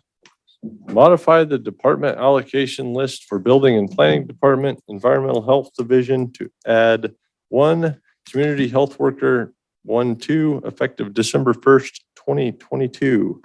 Approximate cost and salary and benefits per month for a community health worker 1 at A step is $5,096. And for a community health worker 2 at A step is $5,532. Okay. I guess you're the Human Resource Department now? Yes, I am. So this position is a request from Environmental Health and in requesting an allocation for this community health worker. We do have Christy Anderson on Zoom if you have any particular questions, but this is a position that she has been requesting for quite some time. And with the great partnership we have with our Trinity County Public Health, they've been able to provide some funding for this position for her. So this is an allocation that does not impact general fund, but it will assist her in providing some outreach and education to the public as she does her job. So like I said, Christy's on the line if you have any particular questions. I have one question, just you can answer it probably though. Is this an added allocation or is she taking one out and adding, No, changing it this around? is in addition to her allocation through her department. Mhm. But with that help from public health, it doesn't change the budget. No. Is the money from public health long-term money or? My understanding, go ahead, Chrissy. Yeah, I'm Christy. sorry. I'm right on the side of Highway 36, so I'm sorry if it gets loud. So it is a permanent allocation specific to a grant called the Future of Public Health Grant. And we're trying to take advantage of some of that money to provide better outreach and education to the public. We're in desperate need of just having that solid information line to the public. That's usually what we get backed up on, so. All right, thank you. So what happens then when that grant expires? This individual will be laid off. And they know this. All right. Yeah. There have been occasions I've learned recently that we do identify positions as limited term based on the grant funding. So that will be identified on the job flyer when it's flown.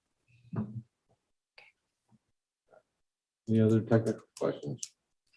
All right, do we have any public comment on item 5.9?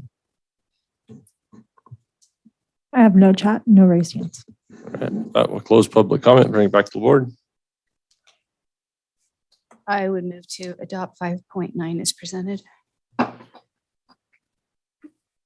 second. All right, any further discussion? Go ahead. Supervisor Brown. Aye. Supervisor Cox. Aye. Supervisor Gross. Aye. Supervisor Gogan.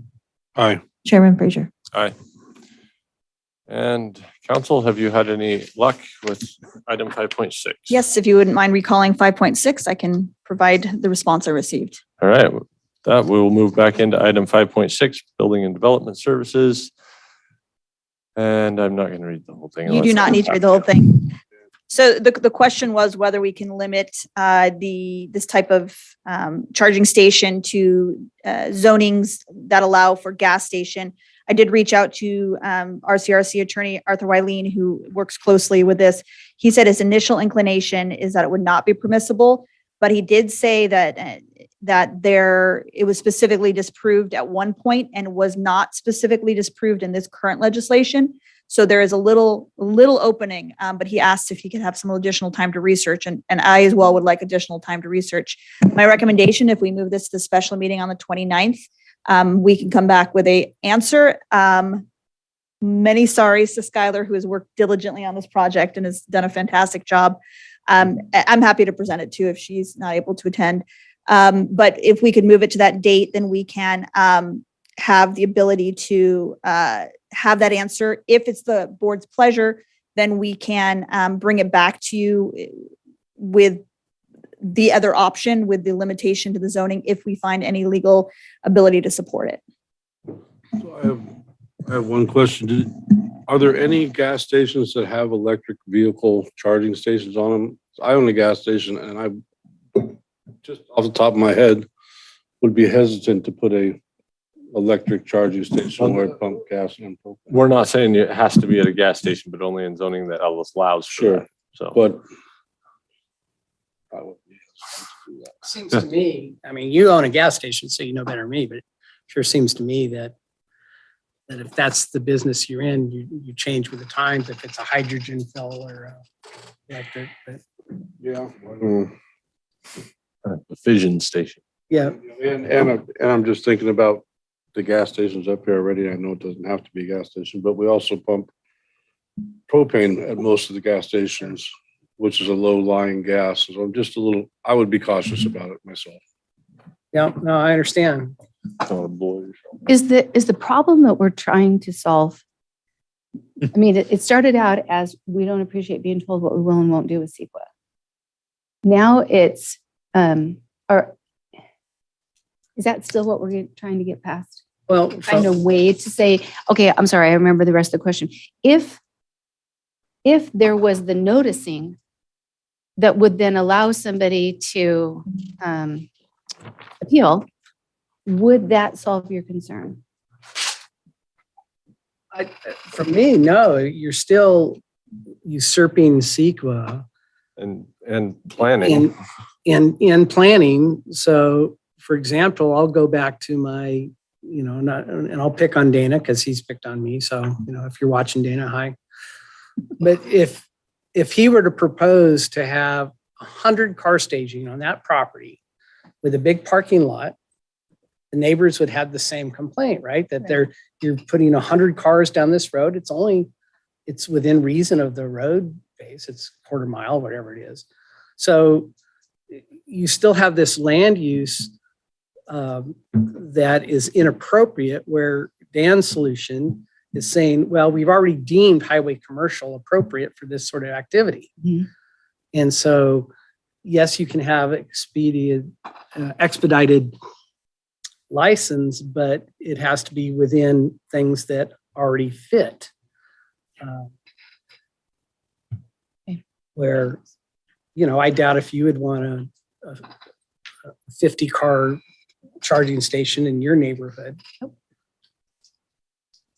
But I do also think that if we're going this way, we need to also explain the difference between the commercial. I would like to, either way, if we can limit it, we need to limit the commercial side, not the personal side, because who cares about somebody putting a dryer plug in on their wall? Right. All right. So with that, I'll make the motion myself that we continue this once more till the special meeting on the 29th, I believe. Yes. And hopefully have some answers by then. I will second. Further discussion? The only other thing I'd say is, it's inevitable. Like, yeah, you could try to be the one county that pushes back and tries to get something changed, but you'll be the only county in California doing it. So it's not too likely. It's, if everybody else is wrong, I'll be all by myself.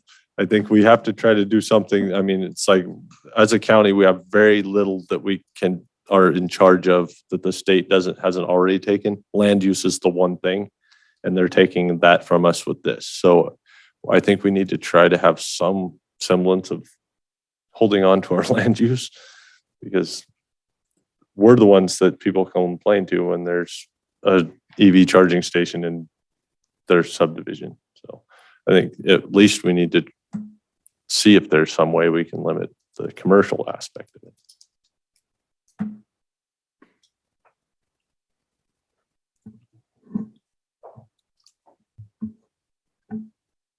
Supervisor Gogan, Aye. Supervisor Groves, Aye. Supervisor. Did I- Chairman. I made the Fraser. motion. Sorry, Chairman Fraser, Aye. Supervisor Groves. Aye. Supervisor Cox, Aye. Supervisor Brown. All right, I am kind of lost in my agenda, so someone correct me if I'm wrong, but I believe we're moving into closed session. Or, closed session, so. And I'll be recusing on item 6.2B, Carlson et al., First County of Trinity. So closed session, 6.1, Government Code Section 54954.5B, conference with real property negotiators, address 430 Morgan Hill, Hayfork, California, 101 Memorial Drive, Weaverville, California, and 104 Hawthorne, Weaverville, California. Agency negotiator Letty Garza and Margaret Long, negotiating party to be determined under negotiation, price and terms of sale/payment. And item 6.2, Government Code Section 54954.5C, conference with legal counsel, existing litigation, number of cases 2, Carlson et al. Versus County of Trinity et al., Trinity County Superior Court case number 20 CV 136, and Hoopa Valley Tribe versus U.S. Bureau of Reclamation, U.S. District Court case number 120 CV 01814, JLT EPG. Do we have any public comment on any of our closed session items? I have no chats nor raised hands. All right, with that, we will move into closed session. Okay.